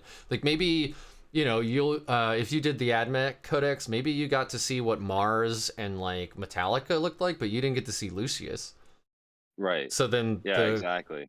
the Codex hits and you're like, "Oh, yeah, I see how this is the best right now because you can do Yeah, this, this, or and like this." you got to test just Lucius, but you didn't see like the buffs from the characters that you could put onto these things or Yeah. whatever. So it's yeah, I mean I can't really comment. Like I don't really know how this is done, but I know that these like meta updates and stuff that looks like they're going forward to do quarterly Mm, is like whole big picture. And I think you're probably gonna see some pretty big changes coming up here soon as well. That they're actually paying attention and like, hey, these are noticeable changes. Now we tested this. This is how we need yeah. to fix it. Yeah. Which I Um, am so glad to see. Like, continuous improvement is touted all the time in my profession. And I think that right. that makes sense with this competitive game too. I mean, we see patches in video games, regular patches. Yeah. Like, we should see regular patches in this game, and I'm very glad to see that Games Workshop has like decided to do that. Yeah. No, Yeah. absolutely. Now, if we could just get all the codexes online, that Yeah. would be great. Fucking COVID, man. Holy hell. Yeah. Not much they can do. Yeah. It sounds Um, like they wanted to release. So again, I'm a newer player. I only started playing at the ass end of 8th, but it sounds like in the past it's been very sporadic um, about releases, and it sounded like for ninth they wanted to have big swaths of releases all at once. yeah. So like they wanted to do Orcs, Grey Knights, Thousand Suns all at once. I know that, and they wanted to do Yep. like Druhkari, Admech, and Sisters all at once. I think, Yeah. and instead we got like one every month. So Yeah. Because yeah, they have to line up those books with like the model releases and stuff like that, yeah, which is going to be interesting because the GSC and Custodes box is coming out with two new characters. But if their codex aren't shipping with the boxes, like how do we know the rules? Are they going to be in the booklet, inside the box? Like, Isn't that the I way don't that know. the orcs did it? They were two different, like the orc Beast Naga box came out and it didn't have the codex either, right? No, I think the Beastnaga box had this limited edition codex in it. Oh, maybe The that was duels it then. box don't Okay. have the codexes in there. Like the Black Ah. Templars one, I think had like a limited edition codex in there. Oh. Yeah. Um, Same with maybe the sisters. Yeah. Ah, eh, Yeah. Well, I I don't know. mean, I think all of these things. So again, new player, haven't been playing long, haven't been able to experience these trends myself, but it looks like everything going forward seems a lot more stable and consistent with how they're going to be releasing things. Obviously, Mm, no company could have ever foretold a global pandemic messing no, everything up. absolutely not. No, and it looks like they're. I mean, they're trying their best, man. Mhm. I know people have been buying the hell out of some, 40K models since COVID started. Yep. Like That's why I myself got included. involved. I got Yeah, involved because I was working from home and like I didn't have to commute anymore and I found like I wasn't hanging out with friends, so I had tons of free time. So I'm like, okay, I yeah. guess I'll start painting little man dollies. Yeah, it's actually that's I'm literally the same in the same boat as you. I was working in IT and cyber as a contractor for the government, and I was like playing video games to blow off steam in my off time, and I'm like, dude, I can't look at a screen anymore. It's Yeah. just it's too much. Yeah, for sure. So no, that's cool. It's like you like look, I painted this little thing. It doesn't look great, but I did this. Yeah, that's a whole thing too. Like I painted a Dreadknight lately. I absolutely love what I did. Like I did great shading and like zenithal highlights and top down like I and now it makes the rest of my army look like absolute dog shit. Now I'm like, no, to repaint everything. So No. I'm not going to. I'll just keep doing better. But like, yeah, it's just it makes me feel bad. But also it means I'm getting better. So It's progress. yeah, for sure. Um, I'm very unhappy with the scheme that I selected for my Grey Knights, and kind of bite me in the butt. What'd you do? So I think it was P3 or one of these companies has like this ultra matte black paint, which is like darkness. And I was like, that would be pretty cool to do. Usually I do the what is it called? Like your grim dark. I use a lot of enamels and inks and stuff like that. Ooh, what's that? Yep, Um, I think yeah. So this is from what is it, Stuart Seppel. So this is okay. black that is like black. It absorbs like 98% of all light, so it looks like a void. It looks like nothing. I haven't Yep. used this yet. I'm afraid to because it's like, what do I need that for? But like, if you paint this in eye sockets, it looks like it just is a portal to hell or whatever. There's just nothing there. Nothing. Oh, that's a great application of that. I like that. Yeah. Anyway, Um, so yeah, so I typically do like, enamels. I either go back and forth like really bright inks and stuff like that, or I'll do like battle damage with like enamels and weathering and all that fun stuff. For this one, I was like, let's do a clean project. I want like black armor. We'll do like red trim and like have like icy blue like eyes and halberds and stuff. And the icy blue halberds and just came out really great. It's just the black and red just kind of looks like primer. I was thinking it would be like more of just a sleek, clean look, and it hmm, just kind of looks like, yeah, this guy just primed his model and then painted around it. um, actually wanted to bring my GSC to this invitational, but everyone's like, no, bad. They're like, hold your hand out, and they're like, bad, don't do yeah. that. I mean, Because I I have get 4,000 points of GSC just wonderfully painted. I spent that was my COVID project. I spent like 6 months just getting everything just like picture perfect. nice. So Yeah. I mean, I respect I respect that, right? Like on both sides. I respect that you wanted to take what is arguably probably the worst army in the game right now. That isn't Tau, I guess. um, about even. and take it to a game or a very high profile event. But I also respect that your friends talked you out of it, because like, what's the point of going to one of these high profile competitive events if you're not gonna try to be a try hard, right? Yeah, actually, well, this is kind of funny. So I actually had my buddy take my Grey Knights to Austin, the Austin event. We did like some testing that week.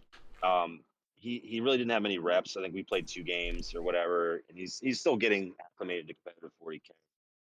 But I ended up playing him with my GSC, my own army with my GSC, and ended up somehow winning.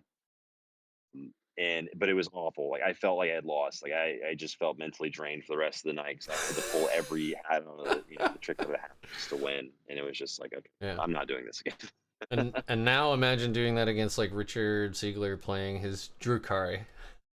So your round 3 was Druhkari, and it was he had Taloses and everything, and you just Yeah, a little mishmash. So actually, we both played. We talked about it. We both played almost a perfect game. Not perfect in the sense of like there was no mistakes made, but there was a strategy that both of us had to kind of select to possibly win. Mine was being more passive and just being able to get to his second waves, and not being aggressive into him. And he had to punch into my objectives and steal my objectives away for a turn or two, just to get that far ahead in points. Because essentially, I was going to be able to table him because Jakari's pretty paper thin, but he needed to knock me down. I think 5, 10 primary points, and then he needed to get I think 5 to 10 more secondary. And then that would just being aggressive early on in the game and cutting my points there. The issue is I was able to get into his second line and his when he was able to push his first wave in, I was able to make positions to get into his stuff that was staging in the other ruins to come in for the following turn. okay. And because he took 700 points at Talos, he didn't have a third wave to kind of interact with after the game. After that, turn 2, turn 3, kind of deal. And then I think the biggest thing was he had those 700 points. Talos did 0 damage. I'm not familiar. Uh, I've never played against the Talus. So what is it like? What's its profile look like? How are they generally used? so they're actually as threatening as they look. They're more of just like a soaking damage kind of unit. Oh, Um, because they're like weapon skill or ballistic skill 4. They have like meltas, but they're always in melta range. But you're hitting on 4s, you're wounding on 3s, and then into Dreadknights, the Dreadknights are going to have 4 up invuln save. So your conversion rate on shooting is not great with the Talos. And then in combat, they're hitting on 4s as well. I think they have like 4 or 5 attacks with like basically a Thunderhammer. Um, they typically run them in units of 3, but their big selling point is they're like a T6, T7 model with a 5 up invuln, 5 up feel no pain, -1 damage. So oh, yeah. it's a beefy flying unit, but the issue is you're just not converting hits, and then you're only getting 2/3 of your wounds through. And if there's any sort of save mechanic, like an invuln, you're cutting even more of that damage out. So it was kind of a funny interaction of like we were like, okay, the game's kind of over after his first Talos unit whiffed. And he sent the second Talos unit in. It also super whiffed, and it also failed its charge. So I felt so bad for Quentin. Man. It was just like sometimes the dice just don't go in your favor. Yeah. And I told him he went to spend his last CP to re-roll it, and I was like, don't do it. You're not gonna make the re-roll. And he's like, well, what else do I do? And I was like, all right. And then he spent his last CP and then whiffed the re-roll, and it was just like, all right, we can kind of call this here. But Man, what an interesting place to be mentally. I've mentioned this on my show previously, but like there's so many layers to this game and the meta and knowing your army and the mission and your secondaries and your opponent and their army and their like, like what they're trying to do. And being able to yeah, know like my first interview ever was Lou Rollins, who is a Death Watch player, and he was describing games where like he knows he's won when deployment happens and his opponent has deployed so poorly. He's like, well, I can't lose this. Like, unless the dice just go terribly. Like I can't lose, and I am not there. Not like it's just not a skill set that I have yet. So it's very interesting that like you can see the game state and where his Talos are, and that you know that when his first when his Talos whiff. So this is what, probably turn 2 that they finally get to shoot, and Yeah, yeah, turn two. like at the end of turn 2 you're like, nope, it's over. Like, and then he knows it too. He's like, okay, there's no reason to play this out. Especially if you know the other opponent. It's like, hey man, I've played you a lot, and like this is the game state, and I'm done. Let's talk this out, right? So it's just very interesting to me, because I would just probably play it out because I wouldn't know any fucking difference. I'd be like, Oh well, I mean, there's a certain level of violence that Grey Knights bring to the table, but yeah, and it's some of the unfortunate. A lot of the stuff, like you do see it like in deployment with your buddy that you interviewed, where you're like, okay, I know he mispositioned all his stuff. That lets me do X, Y, and Z plays. mm-hmm. Where I essentially can't lose unless the dice go. But with the Dread Knights, there's just a lot of armies that they can't kill 2 Dread Knights turn 1. They kind of just lose. I played Mark Parker last night in a practice game, and it's like, hey, you're gonna go first. This is how we deployed, yada yada yada. Just roll the dice out, and he rolled it out. He only killed 1 Dread Knight, and we're like, all right, that's the game. Like we didn't need to go any further, So just because crazy, how everything was positioned. Yeah. man. I must be playing like a total rube. No, it's just reps, man. It's just practice, Yeah, and you're playing against like great players, and then you it starts clicking. I think if there's any suggestions I could give to people like starting to go to tournaments and stuff, is not so much like worrying about what list you're bringing or what data sheet you're bringing. It's like sit down before a game and figure out what your general strategy is going to be. Like, how do you win the game? yeah. How do you lose? And it's that simple. For this tournament that I went to, I spent a lot of time thinking about how I would play into like the top meta armies, so like Druhkari and Admech and Orks and Hmm. Sisters. And then I fought none of those. I fought Codex Space Marines 3 fucking times.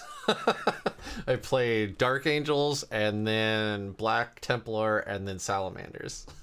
And I'm like, oh, well, I didn't even think about these matchups at all. So, Yeah, yeah, yeah, exactly. So that's why it's good to have like a proactive game plan, because that's actually what Quentin's issue was. Is he brought these 700 points of Talos to beat Orcs because they're really good in Orcs because yeah, they're -1 damage and all that stuff, and he didn't play Orcs the entire GT.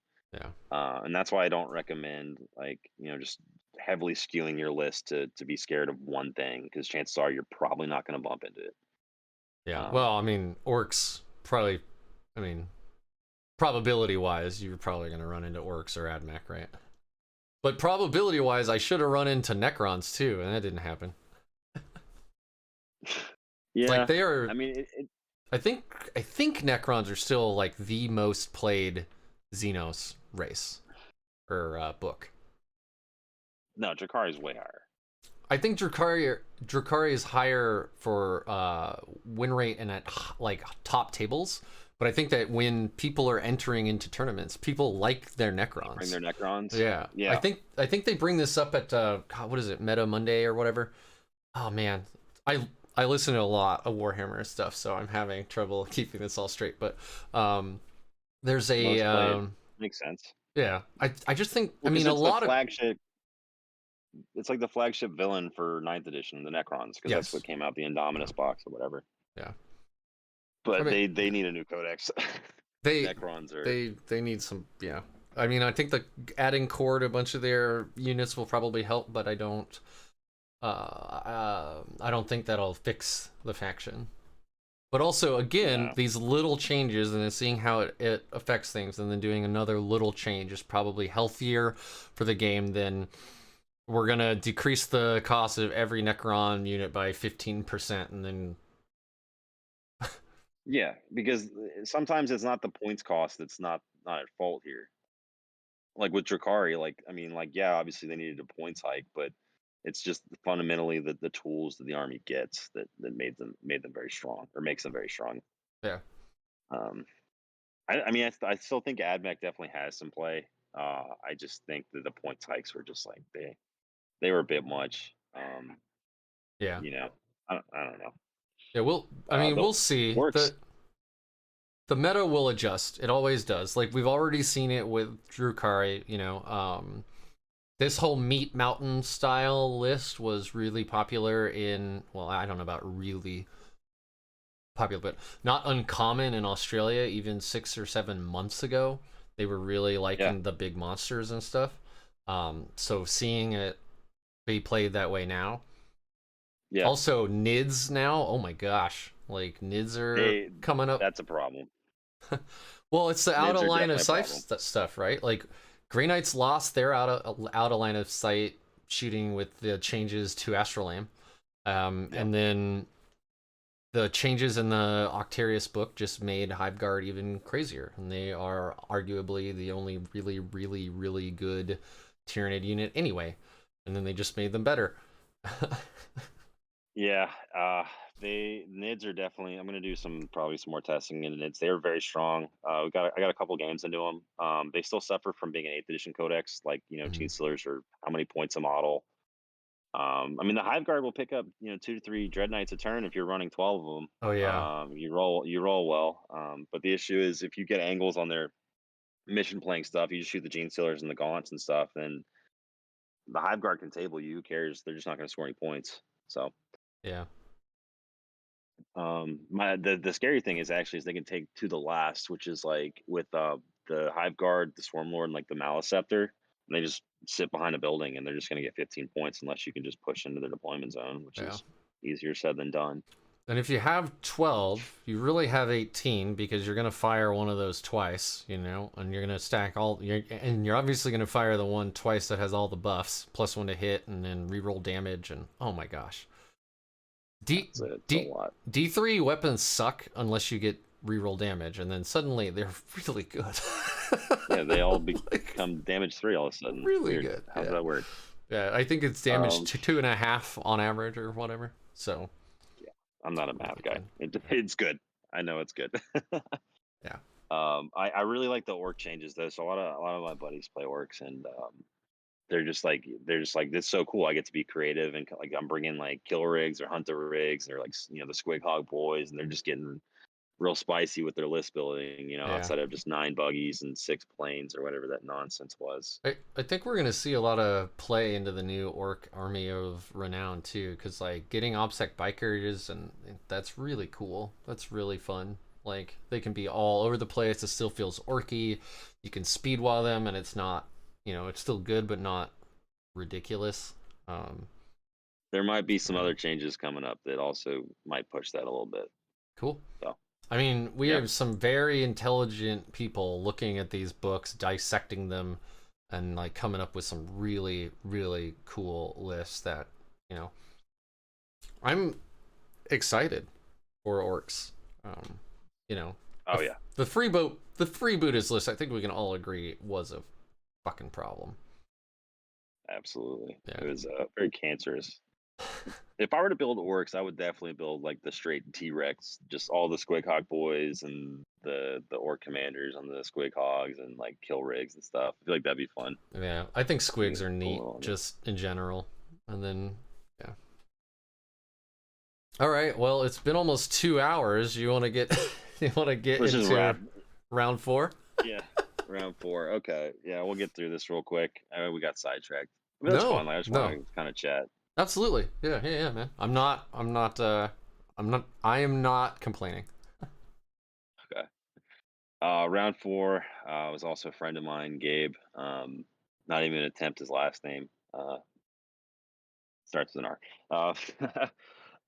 He was on Custodes plus Guard Soup, which is a really solid list. So it's just 2 Manticores, some Guard Squad, and then some Telemon, some Galatus, and Trajan. Um, and I remember that mission vividly. That was Vital Intelligence. Um, Do you remember it and because you hate it, or do you remember it because you love it? I love Vital Intel. It's But that was a divisive. very Yeah, it is divisive. So a lot of times, like it feels terrible, like when your opponent goes first, just tags all the objectives, and then you just have to like hope to like squeeze a win, like barely at the end. But I like it. I think the objective setup are pretty cool. Like I think it's good, pretty good positioning, especially on GW terrain. Mm-hmm. They're just very well spaced out and kind of creates interesting like little pockets of combat. Is it a hold 2? Um, Hold 3? Hold more? Yeah. yeah, Yeah. so you can really get hurt on primary there, for sure. Especially if you have infiltrators and you get obviously you hold the objective in your command phase. Um, it counts. You can walk off the objective and you still hold it until someone takes it. Yeah. Um, That's fair. That's one of the upsides where like the scouring you don't have that. So and it's one fewer. No, it's two. Yeah, it's one fewer objectives. Anyway, so yeah, vital intel. vital intel. We had a little like I think we got there early. We had like a 30-minute chat because he hadn't played Grey Knights against Grey Knights before. I kind of just like showed him the book and we talked about everything like what I typically do. Like for example, like the strategy I use the most is the 3d6 cast on Drago to get like gate off or whatever. Mm-hmm. And we kind of just talked about all the tricks and stuff, and it was a good time.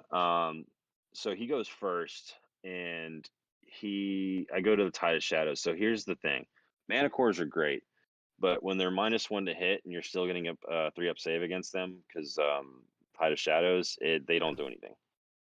And I mean that's the whole point of the list is the mana cores there to eliminate anything that could potentially threaten the Telemons and the Galatis and stuff like that, and the Galatis push up and you know take their space and stuff. But the mana cores just they didn't do anything.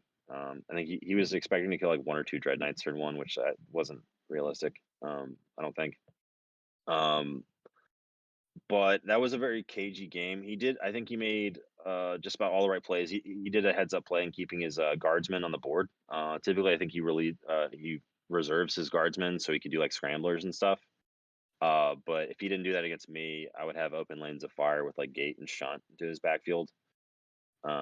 So he was able to do that, and he kind of just pushed up. Um, and I didn't feel like I had the firepower to like chew through all the Dreadknights. And I wasn't really terrified of the mana cores either. So I think what I ended up doing was just essentially there's a center ruin that's angled like this, and there's a bottom ruin that's like this, and there's like an objective here. Um, but the thing is, the Galatis the only way they could go push further is going down and out, or they go straight to the center. And basically, what I kept doing is I put interceptors 3.1 inches away, so stealing the objective from him, but Yeah. also stopping him from moving through that little channel. And was able to do this for like 3 turns. So I zeroed him on primary for 3 turns. Oof. Which also cuts into vital intelligence points because if you don't hold the Oof. objectives, you don't get those points in your command phase. Yeah. Is that what he took? I mean, I do want to have a discussion with you later about what secondaries you took, but um, Oh yeah, I've been leaving that part out. yeah, No, no. me too, man. Don't worry about it. We'll just swing back after this. So, of So he took a Pour the Witch. He took course. Vital Intelligence, and I think he took. I don't remember the third one he took. Um, but I basically he shot my teleporting Dreadknight, which I think was like a heads up play because you have Interact Fire. That's something like the first thing you do is like I'm going to target the Dreadknight that teleports or whatever, because it's a free declaration. And if I move it, you can redeclare shooting. Yeah. But the issue is there was like a small enough pocket to make it so he couldn't shoot me with his Telemons and only his Manticores. And then this lets me push into his backfield, like his bottom corner on Vital Intel, because it's like a diagonal deployment, Yeah. and basically push up around that ruins the following turn, kill any guardsmen on the objective, and then shoot. I just kill the Manticore. Um, which I mean, he had to get that teleport out of the way, because it's either you ignore the Dreadknight that teleports all game, or you force him to teleport right away and just screen out properly. And I think he Hmm. did the right thing. Okay. It just there was like a little bit of a gap where I couldn't get shot by the Talon, which is the only thing I cared about. Like I didn't Gotcha. care about the Manticore shooting. Um, I have found that Servant of the Throne effectively just means that nobody shoots at my Grandmaster Dreadknight. Like nobody. It's always a They just mistake. they It's just which makes them effectively immune to shooting. Like, no, I'm not gonna shoot at that thing. And I'm like, great, please don't. Or if you do, yeah. that's great too. I like no matter which decision you make, I'm happy about it. Right? The only time it hasn't felt like that was against Hive Guard. I played a game against Hive Guard where Oh, I like, yeah, okay, I need to actually bounce him into the 36-inch range so he doesn't just get dumpstered. Because I yeah, think I had the OPSEC relic on him. Um, but yeah, other than that, it always feels like your opponent. Like I always ask my opponent, like, "Hey, this is the one that teleports. Do you want to shoot him?" And they're usually like they get pretty confident. They're like, "Yeah, yeah, yeah. yeah. I totally want to shoot this." And I was like, "Hey, okay, cool." You pick up the model and you walk to where you want to put him, and then they're like, "Oh crap, I didn't think about that spot." Yeah, I think that's great that you remind people. I do too because especially when you don't play against an army very often, it's very easy to forget those little gotchas, and it's yeah. I'm glad that you and I have the same thought process about that. It's like, are you sure? I will move him. It is a Yeah, deep strike, so I can go anywhere. yeah. No, I had someone at an event try to do like a gotcha, like technicality thing. And I just remember just being this huge ordeal and just feeling really bad. And I was like, I'm gonna make sure I go out of my way and make sure I don't do that to anyone because like Yeah. being on the receiving end of something like that is just like it doesn't feel I good. mean, if they want to play that game, you can play that game, Oh, I right? did. Like, yeah, I mean, but that's kind of what I'm saying, right? Is that there is an agreement, like you said, a social contract when you walk up to the table, and if you tear it up, like the gloves come off. I can be a Yep. pedantic dick too. I just don't like to be, but I will be. Yeah. No, You know? absolutely. I go out of my way to make sure my opponents have like at least an enjoyable experience. Yeah. It's supposed to be a My first round fucking game. opponent. Yeah, I know exactly, dude. I'm here to have fun and grab Yeah. beers afterwards and stuff like that. I get nothing from winning that technicality, but it was funny. My first round opponent actually voted me for favorite opponent to play against, even though I tabled in turn one. And I was like, dude, that's so nice, but don't ever do that again. That awards for people who like are just like starting to come to events and they want to learn more about the game and stuff like that. Like I got first place. I don't need like the nice person award. Yeah. So you don't want to win and then get best painted army and get best general and get best sportsman? No, no, no. No, no, no. Spread the love out, man. Yeah. Like there doesn't Yeah, need to for be one sure. person on the podium for everything. Like I don't know.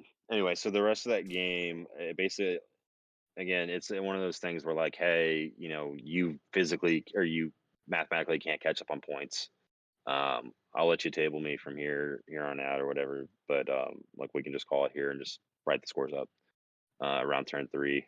Um, we messed around a little bit because great Gabe's a great dude. Great, he's an amazing player and amazing painter and stuff. I think he showed up with this display board that was just like his Custodes dreads up front and then his guards in the back, and there's like these pillars and ruins, and it's just like it looked fantastic. That's awesome.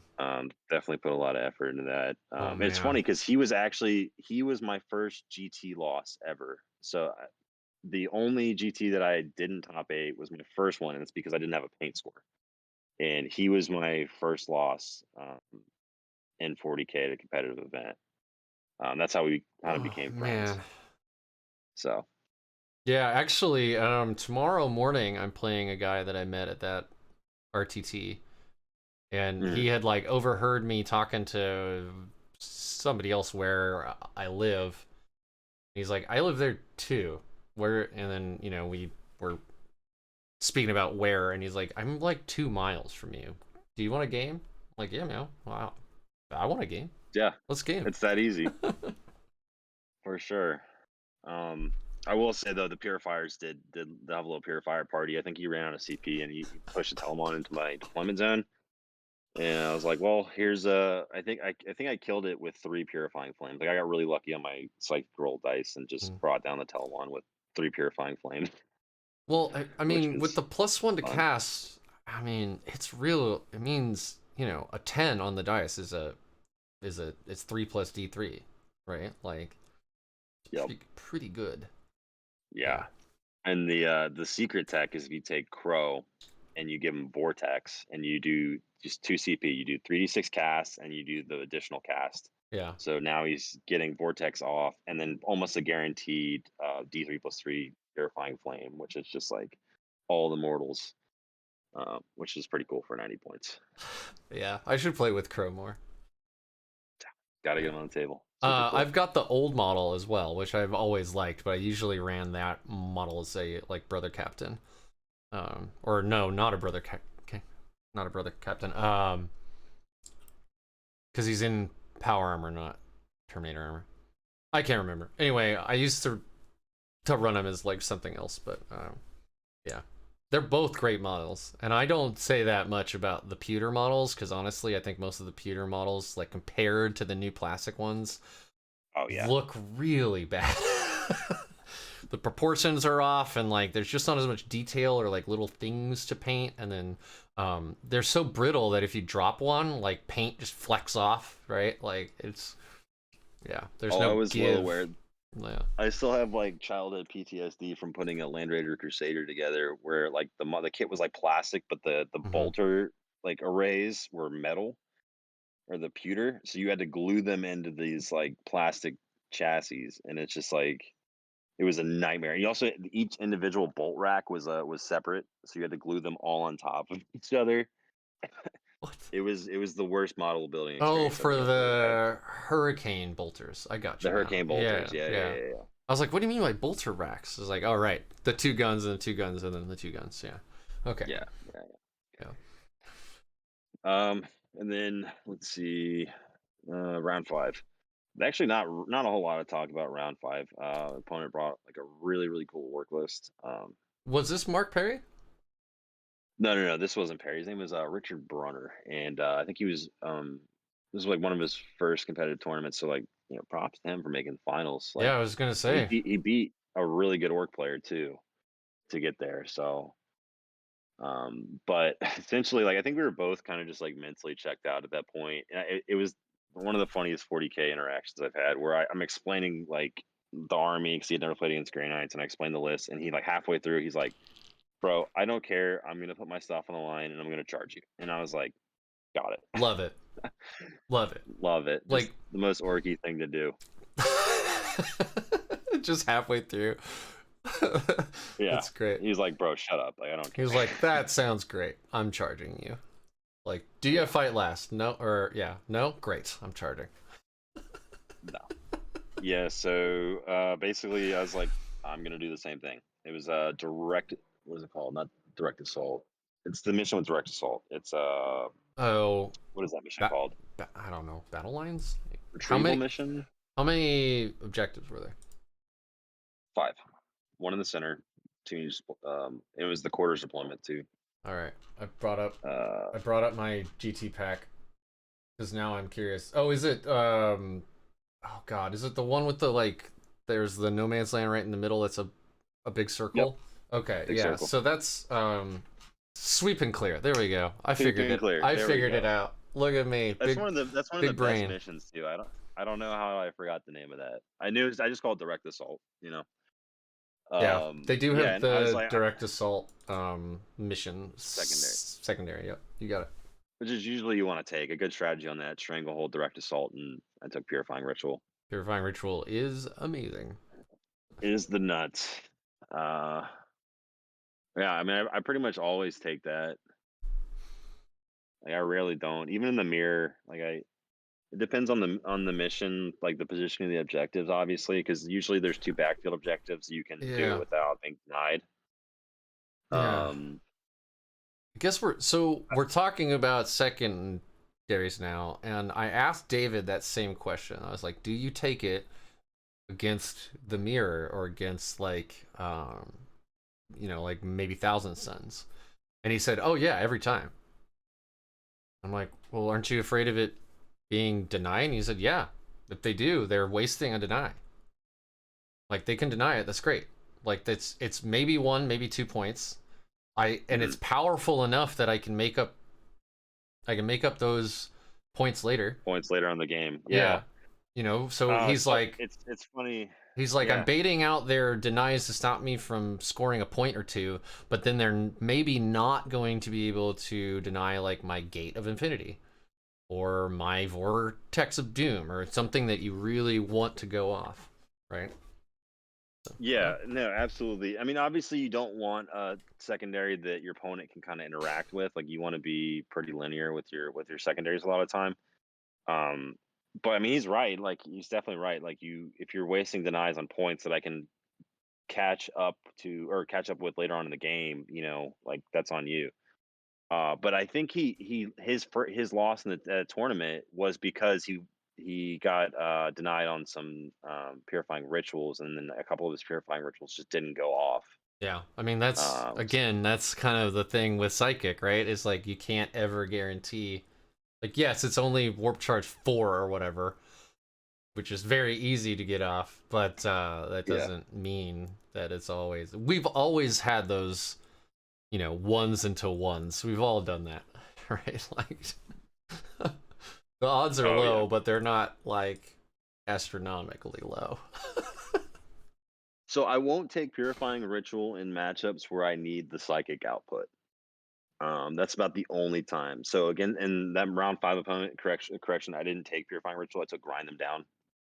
Okay. Because he was just mass orcs. It was just tons of 5 to 10 man orc bodies, and I was like, why would I waste cast on doing the psychic ritual when I can just throw smites and flames and all that stuff out? Yeah. Um, and he So it's couldn't just take a abhor against me because he took a kill rig, which I love the kill rig. It's just it cuts you out of whoa. abhor. Hold on. The kill rig has a psyker on it? Yeah, Holy. Oh, okay. I mean, my buddy who plays orcs is currently painting his, and I think it's an amazing model, and it looks cool as hell. And but I haven't amazing. really looked at its datasheet. I just know that people were pissed when the box came out and the Codex and the kill rigs weren't out yet. Oh yeah, But it's yeah. sick. It's a sick model. It's a psyker, so it's got a lot of melee attacks, and it's got a D3 like last cannon kind of profile, like a dark lance, but it auto hits if it gets a psychic spell off, Aha. which is Okay. kind of cool. Yeah. I just pulled up Um, the data sheet. Yeah, it actually has the weird boy keyword, and it does have the psyker keyword. Wow, that is really interesting how they did that. I really like that. yeah. That's a cool design. Like Great model. it's a big monster with like 3 orcs like partying on it, right? Basically, it's kind of like Yeah. Yeah. Yeah. it's like the orc version of the Mad Triumph Max of St. truck. Catherine. Or oh, yeah. Oh Like no, no, you're right. That's a yeah, better comparison. yeah. Anyway, that's awesome. So I love that model. I think it's actually pretty good. The issue is just like it's so big and it's so easy to just be like, all right, I'm putting 5 guardsmen in front of this thing. Like you're not moving out of deployment zone. Um, and it does. I feel like it also doesn't hit hard enough to kind of warrant, you know, being that big. And I don't think it's that expensive either. It's But 190 it's like you points. have this 190 points. It goes Yeah. in, and I feel like if you transhuman, it like barely kills a strike squad. In my experience, I mean, it'll definitely kill some stuff, and it's really good. So it's got like frazzle, and it's got some mortal output and all that stuff. But eh, eh. I wish it was a little bit better. Oh, But it's a transport too. it's a transport. That's where they get you. That's where they get you. Is you put Yeah. like some like goffs or like some choppy boys in there, and they'll pop out. I always forget it's a transport. It's like where the hell are they hiding these things? Yeah, you're just used to trucks being everywhere. Yeah. All right. So yeah, basically, I just what happened is I won the dice roll, and then I walked into the center, and then I did my pregame move, and I did all that fun jazz, and I just killed about 700 points of his army turn one. And then I got stuck in, and then on the crackback, I only lost one Dreadknight. So it was like again at that point, you're like, all right, game's over. Um, I actually made a pretty cool play of because I took obviously direct assault, stranglehold. I took the 5-man interceptor squad and I strung them out from the center to his bottom right objective. And then I put them within 6 inches of my Dreadknight who had the OBSEC aura. So I was Mm. able to OBSEC the center and his backfield objective with a single unit, which With the was, 5-man, huh? Man, how yeah. close are those? Yeah, I guess they're all kind of right in the middle. All 5 are kind of right in the middle of the. Yeah, because you got the center and then you got like, I think a 3-inch bubble and then also a 3-inch bubble from the other one. So I think it's Yeah. only 8 inches in Well, between. it's actually, so I'm looking at the tournament book right now. The center of Mm, the battlefield is 9 inches for the little bubble, and then there's 6 inches between that bubble and the next objective. So if you subtract 6 from that, it's only 9 inches between both controlling areas around each objective. So you can actually just string a 5-man in there. Yep, Um, just touch each tip of the objective marker. yeah, and So, this is where having so I have some older models on the 25 millimeter bases, and mm. this is where this actually wouldn't work. Yeah, you Because need the it, 32. yeah, for sure, that actually would not be able to play, but very cool. Very cool.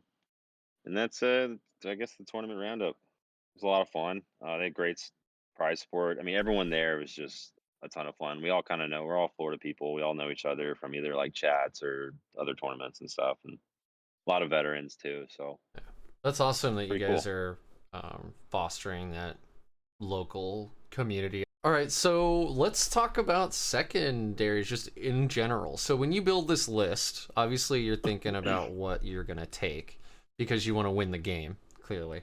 So like, are I you play to thinking lose.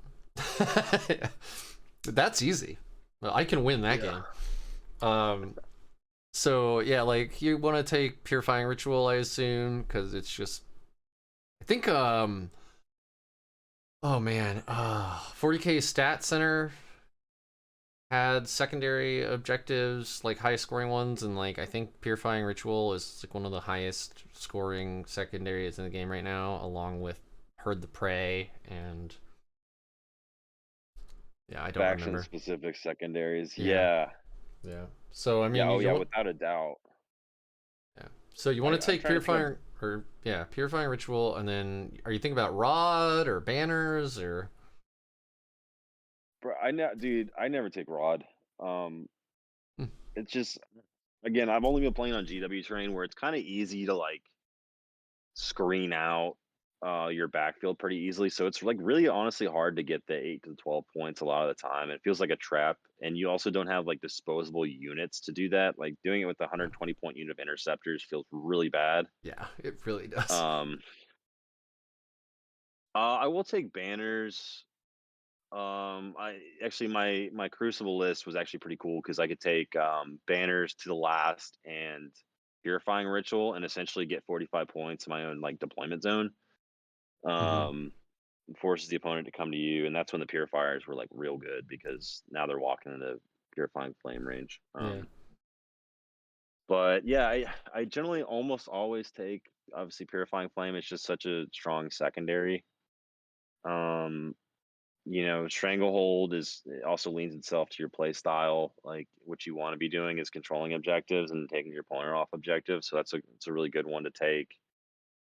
Um, banners sometimes like usually that would have to be like a 6 objective mission for me to take banners to really justify that, and also my opponent would have to be kind of like on the slower end, like something that's like Vanguard vets or whatever they can get in, clear you off an objective, or potentially obsec your stuff away. I don't know. It just feels like it sounds nice. You're like, oh, I'll get like 10 points or 15 points, and then someone just comes and interacts with you, and then you lose like basically a turn of a unit. Yeah. Um, Engage is pretty good. I like engage. Like if you're shoving dreadknights at people, you know, engage is generally a pretty good one, especially with your mobility. I was talking Um, to so Jason Snagowski is a Death Watch player, and I was interviewing him, and he said something really interesting where he's like, "You want to be taking primary. It's like how you win the game now in ninth, and engage just gives you more points for playing the primary." yeah, that's It's actually like a really good way to put it. he's like, so for him, he auto includes and engage all the time. But then you contrast that with I listened to an interview with Nick Nanavati after he won the tournament with Grey Knights. Now I can't remember which one it was, but he specifically built his list to take Stranglehold, Purifying Ritual, and then Rod. And he said, I don't leave my side of the board if I don't have to. I have like two units that either drop down or like run it back and do Rod on their side, and those are the only units that I try to actually put on the opponent's side every game.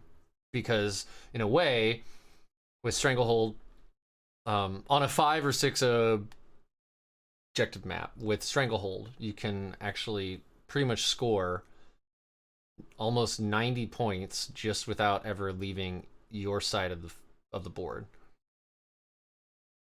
Yeah, I think that may have been on a non-GW Yeah, layout it might that have he been. that Yeah. he won that, where it's a little bit different on GW layouts where you kind of you have to go to your opponent to clear them out of their buildings because I think some of the you can hold objectives from inside the ruins a lot Mhm. of the cases. So it's harder to get stranglehold without sending interceptors in. The counterpoint to also engage is you're forced to commit units turn one, which is also not great. But if it's something that you're going to do anyway, might as well take it. Counterpoint to that though is that like if you would take Rod instead, Rod only scores you 12. So if you don't have anything in your opponent's side turn one, you're just gonna. I mean, you could potentially score up to 12. So Yeah, like I don't know. It yeah, just kind of it's depends one of those on. fringe ones Yeah. that if I don't have anything else to take, I'll take engage. But I mean, purifying ritual, stranglehold. I take grind a lot. That's actually an excellent Especially point. Yeah. you know. There is an Australian podcast called The Normal Blokes, and this was before the GT 2021 pack um, came out, actually by like 2 weeks, so it's pretty poorly timed by them. But they actually analyzed every single secondary and went through all the 40k stats uh, backgrounds, and they went through it all, and they explained that the kill ones are actually better than people think. Like grind them down is actually if you have a particularly killy list, and they have a lot of MSU, then actually grind is like particularly good. Very, And very good. people, Something into like Druhkari with like, MSU witches and stuff like that, where like I have these beefy dreadnoughts. You're probably not killing more than one of them a turn, and I'm picking up 3 or 4 of your units every turn, which just seems like 15 points, right? yeah, Especially if you go second, it feels even better because now you can control like how many you actually need to kill. it's true. Yeah, Uh, there's a distinct advantage to knowing how many that you need to kill to score 3 instead of just going ham. If you go first and you're like, well, I hope 3 was enough.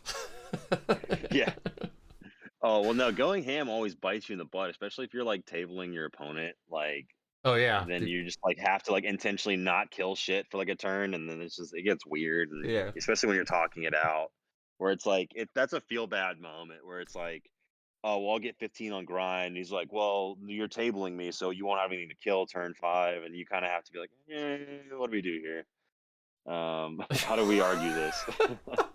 Nice. Yeah. So, um, so you take grind a lot. You take purifying ritual, and then like if you get a shitty mission secondary, or like one that your opponent isn't going to give up, right? Like so, if you're playing guard, well, you can't take grind and bring them down, but you know what I mean, right? Like some armies give up, like assassinate, right?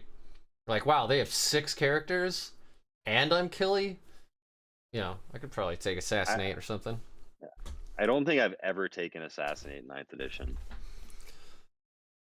I feel like it's just so it's not something I want to commit to tactically because like your opponent has so much say in that. It's like I'm not gonna present my characters whatsoever, and you have to go into my ruins and table me to kill.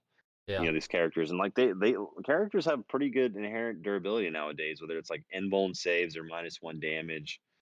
Or Lookout It's just Sir, or the lookout. bodyguard Well, yeah, rule. obviously lookout sir, Yeah, bodyguard. Yeah, that's well, true. that's a given, but Yeah. yeah, it just seems like unless you're running like a planes list, I kind of stay away from assassinate. It's weird because the give and take, like something Drakari, like the Drakari, where they rely on these characters as like these blender machines. Um, you want them to not be able to play with them. So if you take assassinate, like they're not going to be aggressive with the characters, but then also you just lose out on a bunch of points. It's a give and take. It's just not something that I want to pursue. Like I want to go and play the mission. I want to go, you know, the table corners and get weird shooting angles and tie you up and move block you. Yeah. Um, I mean, it all makes sense.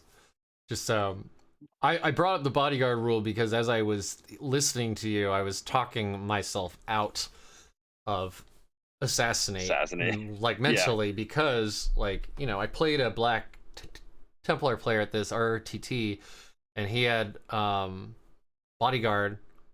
So even though he had a bunch of, I think he had like two chaplains, and then he had Halbrecht, and then he had a Judiciary, and he had a ton of actual characters. But then it's like, well, now I Yep. like I can't target 4 out of the 5 of them, and I can't target Yep. the Judiciary because he's running around with 6 Blade Guard. Yep. And Good if I luck go into killing a you bunch of just Blade get Guard. free charges.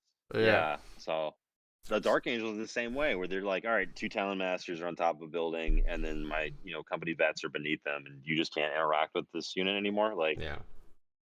Yeah. So um, yeah, and then I know Celestine has bodyguard from like Sacrosanct a lot, and so the bodyguard rule is more common than I think people give it credit for. yeah, Thousand Suns have access to it for a CP. I think they can have Rubric's bodyguard during the shooting phase, Mhm. which is also like another one. It's like they Thousand Suns and Demons will they'll run like all these characters, but then like they're inside the juicy like center, and you have to push through like 30 wounds of Terminators or 20 wounds of Rubrics, and it's like, okay, this is not a winning battle here. Yeah. Um, which I mean, Abhor the Witch is great against us, but it's like it feels like a trap against Thousand Suns. It's like a lot of the time they don't have a lot of psychic units. It's like Dreadknights or Dreadnoughts and Spawn and stuff like that. Where it's like you have to get to the characters to essentially max out the Abhor, which is Yeah. really hard to do. I'm gonna see if there's anything else that I'm missing for secondary wise. Obviously look at the mission one. Um, grind, stranglehold, purifying flame.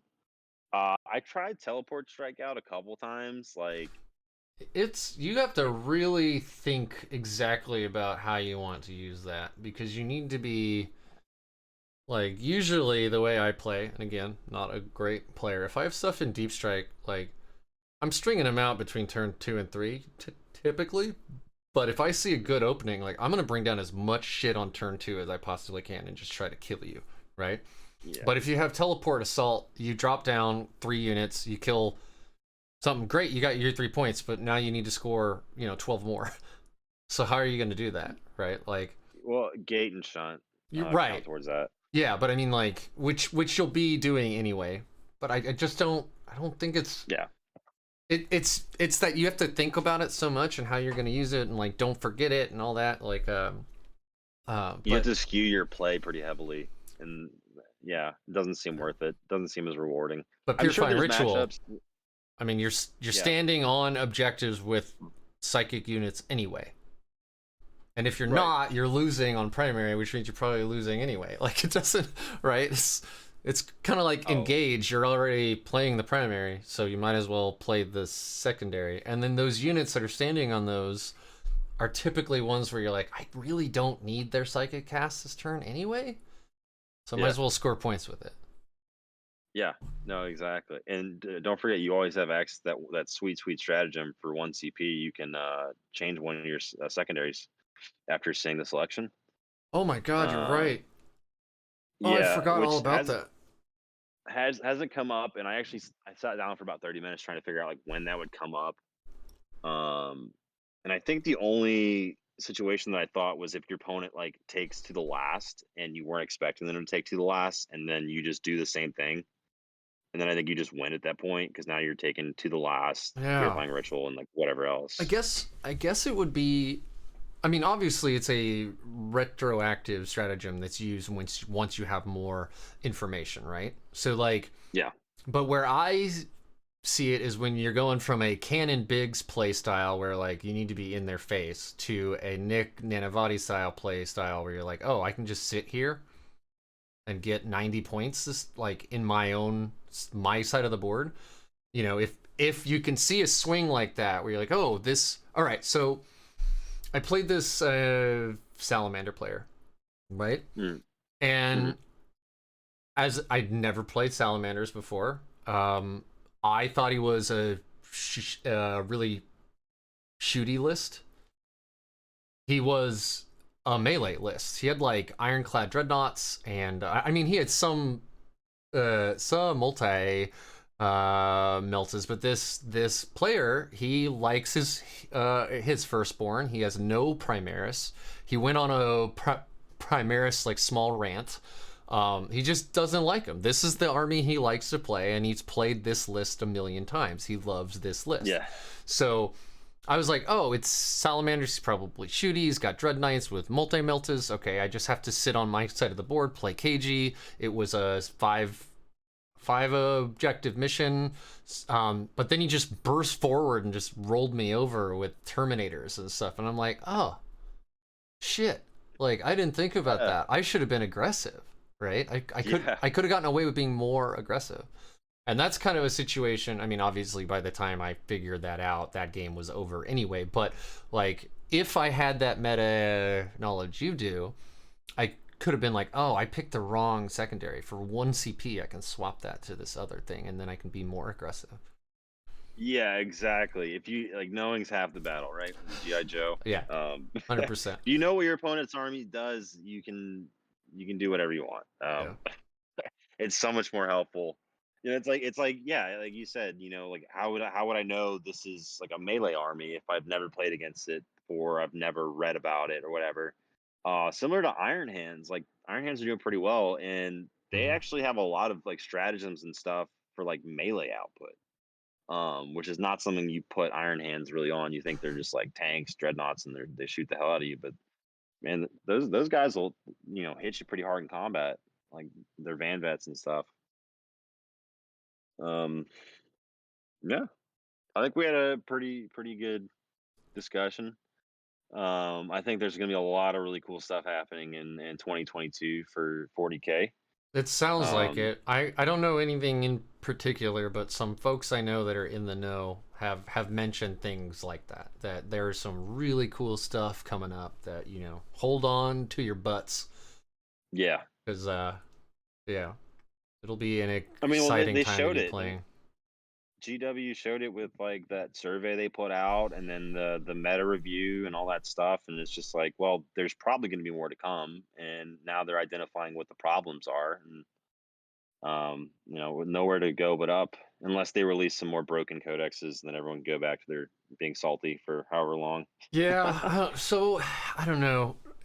This is a question that I asked another person on my show. Would you rather that they release a codex that is overtuned and then they bring it down, or would you rather they release a codex that's undertuned and then they bring it up?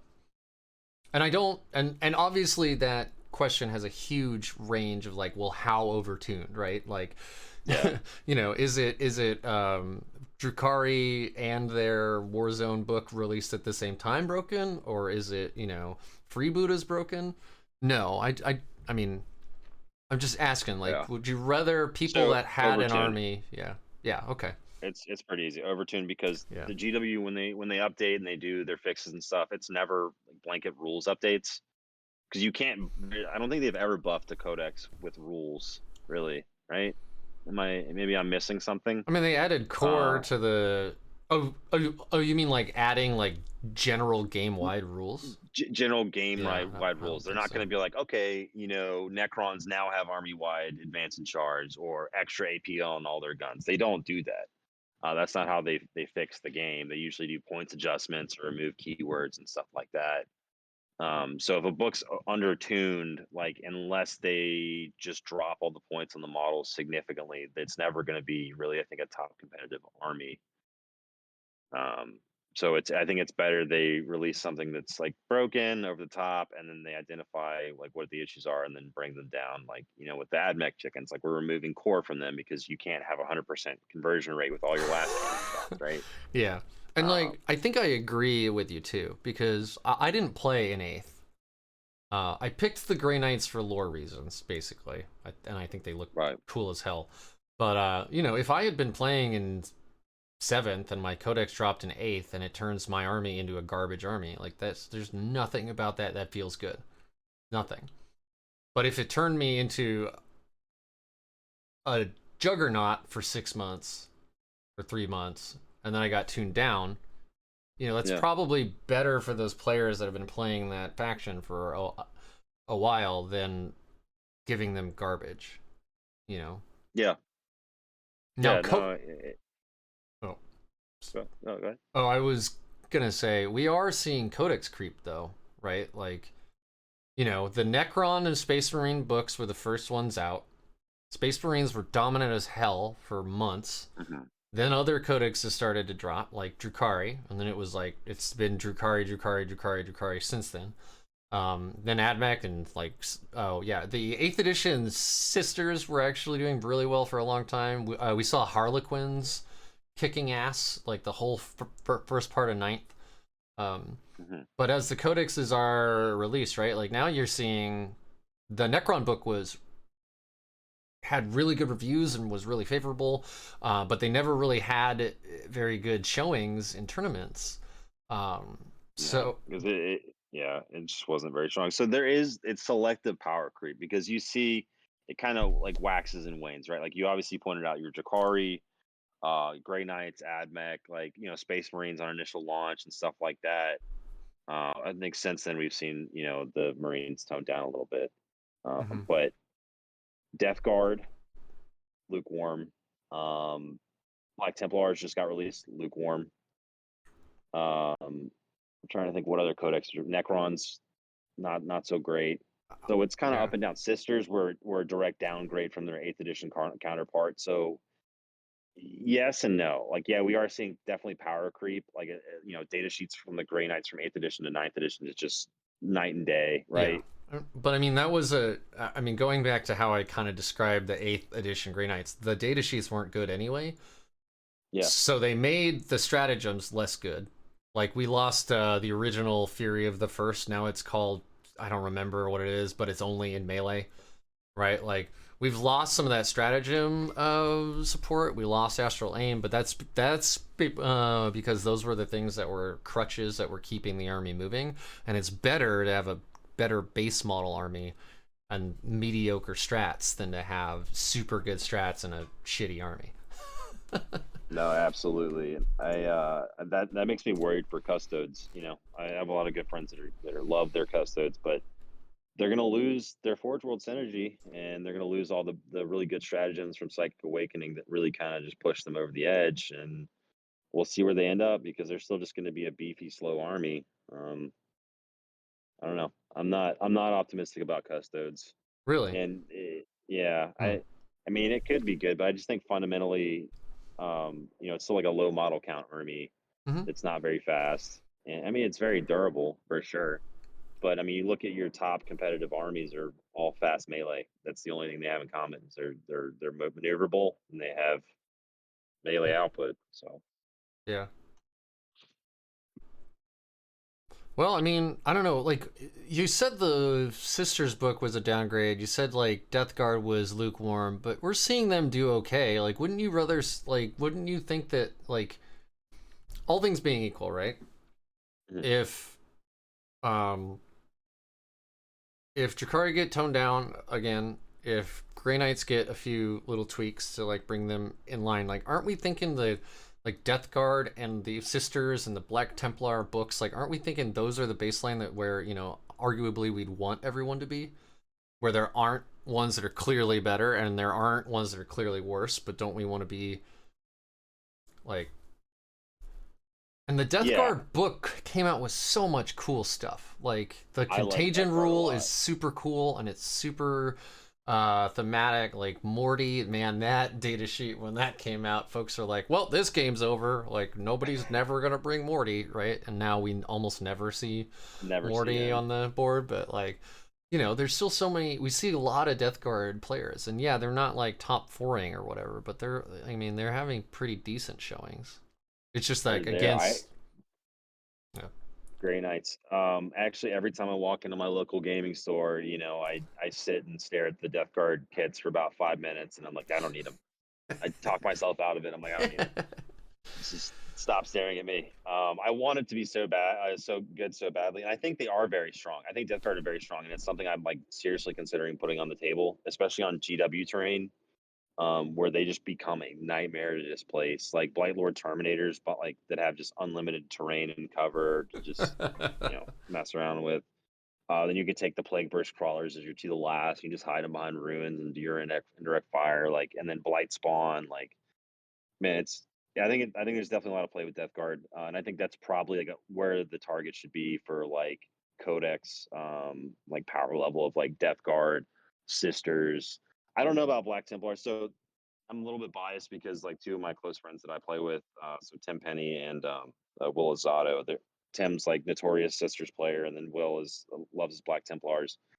And the salt I have to listen to every day from those two about their codexes is just Hmm. um it's fun. But like Tim talks about the glory days of like Advance and Charge Sisters, and I think that's the problem is when you lose like a fundamentally like really strong rule like Advance and Charge, it kind of just warps the thing because how familiar are you with Black Templars? I mean, I got my ass handed to me by them at the RTT, but that's the only time I've ever played them. I made sure I was like, "Hey, man, I know devout push is a thing. Can you explain how it changed?"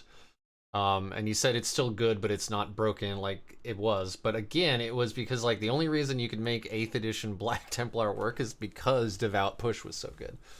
And do you really So want an broken. army that is only good because it has one thing? Like, I mean, it's technically balanced, I guess, but is that like, do you really want to be balanced around having one thing, right? Like, I would love to see it if Terminators came down in price with Grey Knights a bit. Maybe Yeah, strikes and Dreadknights go up. I don't think our Codex would be bad. I think that you'd get into a situation where like people are like, no, okay, now that Terminators came down 4 points each, 5 points each, whatever. Like now they're a yeah. viable option that we can bring, and we don't just have to spam Dreadknights and Interceptors. And they're a different And tool than a strike squad. They're slower. They're just different, right? and that's a So cool thing that people were like looking at when the book releases. Like you put them in preservers and you put the apothecary behind them, so yeah. they get a 5-up feel no pain. And it's like really hard to deal with. But yeah, like with more experimenting. I don't know why they threw like the flyers into the book, like or land raiders. I don't know why they keep putting them in books. It's just like you're not going to give them good rules. Like I don't know. I mean, yeah. Even running them in Grey Knights where you can sanctuary them and give them a 4-up invul, they're still hard to make work because they just don't have the output. And without assault ramps, like why use it as a transport? If they had assault ramps and you could get out after they moved, even if you couldn't charge afterwards, like at least then the Terminators inside, you get rid of one of the downsides of the Terminators. You shove them up the board in the Land Raider. They can climb out and shoot, do psychic, whatever, and Mm. now they're in the middle of the board being obnoxious. At least then you've got something for your 265 points, right? Exactly. Yeah, but I think without assault ramps, it's just like, see, that's the kind of stuff actually, for Brotherhoods. Like this kind of like cycles us back. When I was first going through the Codex with Stefan, who runs the One Last Blade um, channel, I was like, man, I hope the Brotherhood's like, how cool would it be if the sword bearers got benefits from like having rhinos and land riders like in the detachment, right? Like maybe Right. they get assault ramps on all of their ground transports. Like how cool would that be? Now it's No, like, exactly. yeah, but That's they exactly don't what I was get talking that. about. Yeah. Right. Where it's like you get that benefit of like, I want to bring rhinos because I brought, the sword bearers, because like they can do the assault ramp or something like that, where it skews your play style or how you play the army rather than just incidental bonuses here Yeah. and there. I mean, a warlord trait, a psychic power, and a stratagem is nothing to sneeze at. But yeah, like it doesn't, like you are saying, it doesn't fundamentally change the way that detachment is going to play. It just kind of gives them one more tool in the toolbox. But Yeah, yeah, exactly. And I love toolbox. That's again, I'm a toolbox gamer. I yeah. love my toolbox. Well, you should Little look neat into tricks Death and stuff. Watch. That's all they Oh no, do. don't put that evil on me. That's all they do, man. It's just tricks. It's all just like versatile. Like, oh my god, I didn't know they could do that. Yep, they can. No, my Colts are right around the corner, so I get to go back to playing Space ISIS. What? uh, they just blow themselves up and stuff like that. It's kind of funny. Space ices? Um, ISIS. Oh, space Never ices. mind. Like, Oh, yeah, I they're got like you. the space terrorists. Yeah. Sorry, you mean the GSC. I didn't catch that. I thought you meant um when you said your cult is around the corner, I thought you meant like somewhere that you go, like your game store is your Oh no no no no! cult. Like I the didn't jeans to the Colts. See, right. my headphones are cutting Yeah. in and out, man. I Oh, think one of them just died on me. okay. Well, it has been almost 3 hours, so I'll let you go. Let's Uh call it here, man. Cannon, this is a great talk. I really appreciate you taking the time, and for all of my viewers or listeners who actually made it this far, thank you. And don't forget to like and subscribe and all that jazz. And don't forget to call your mother.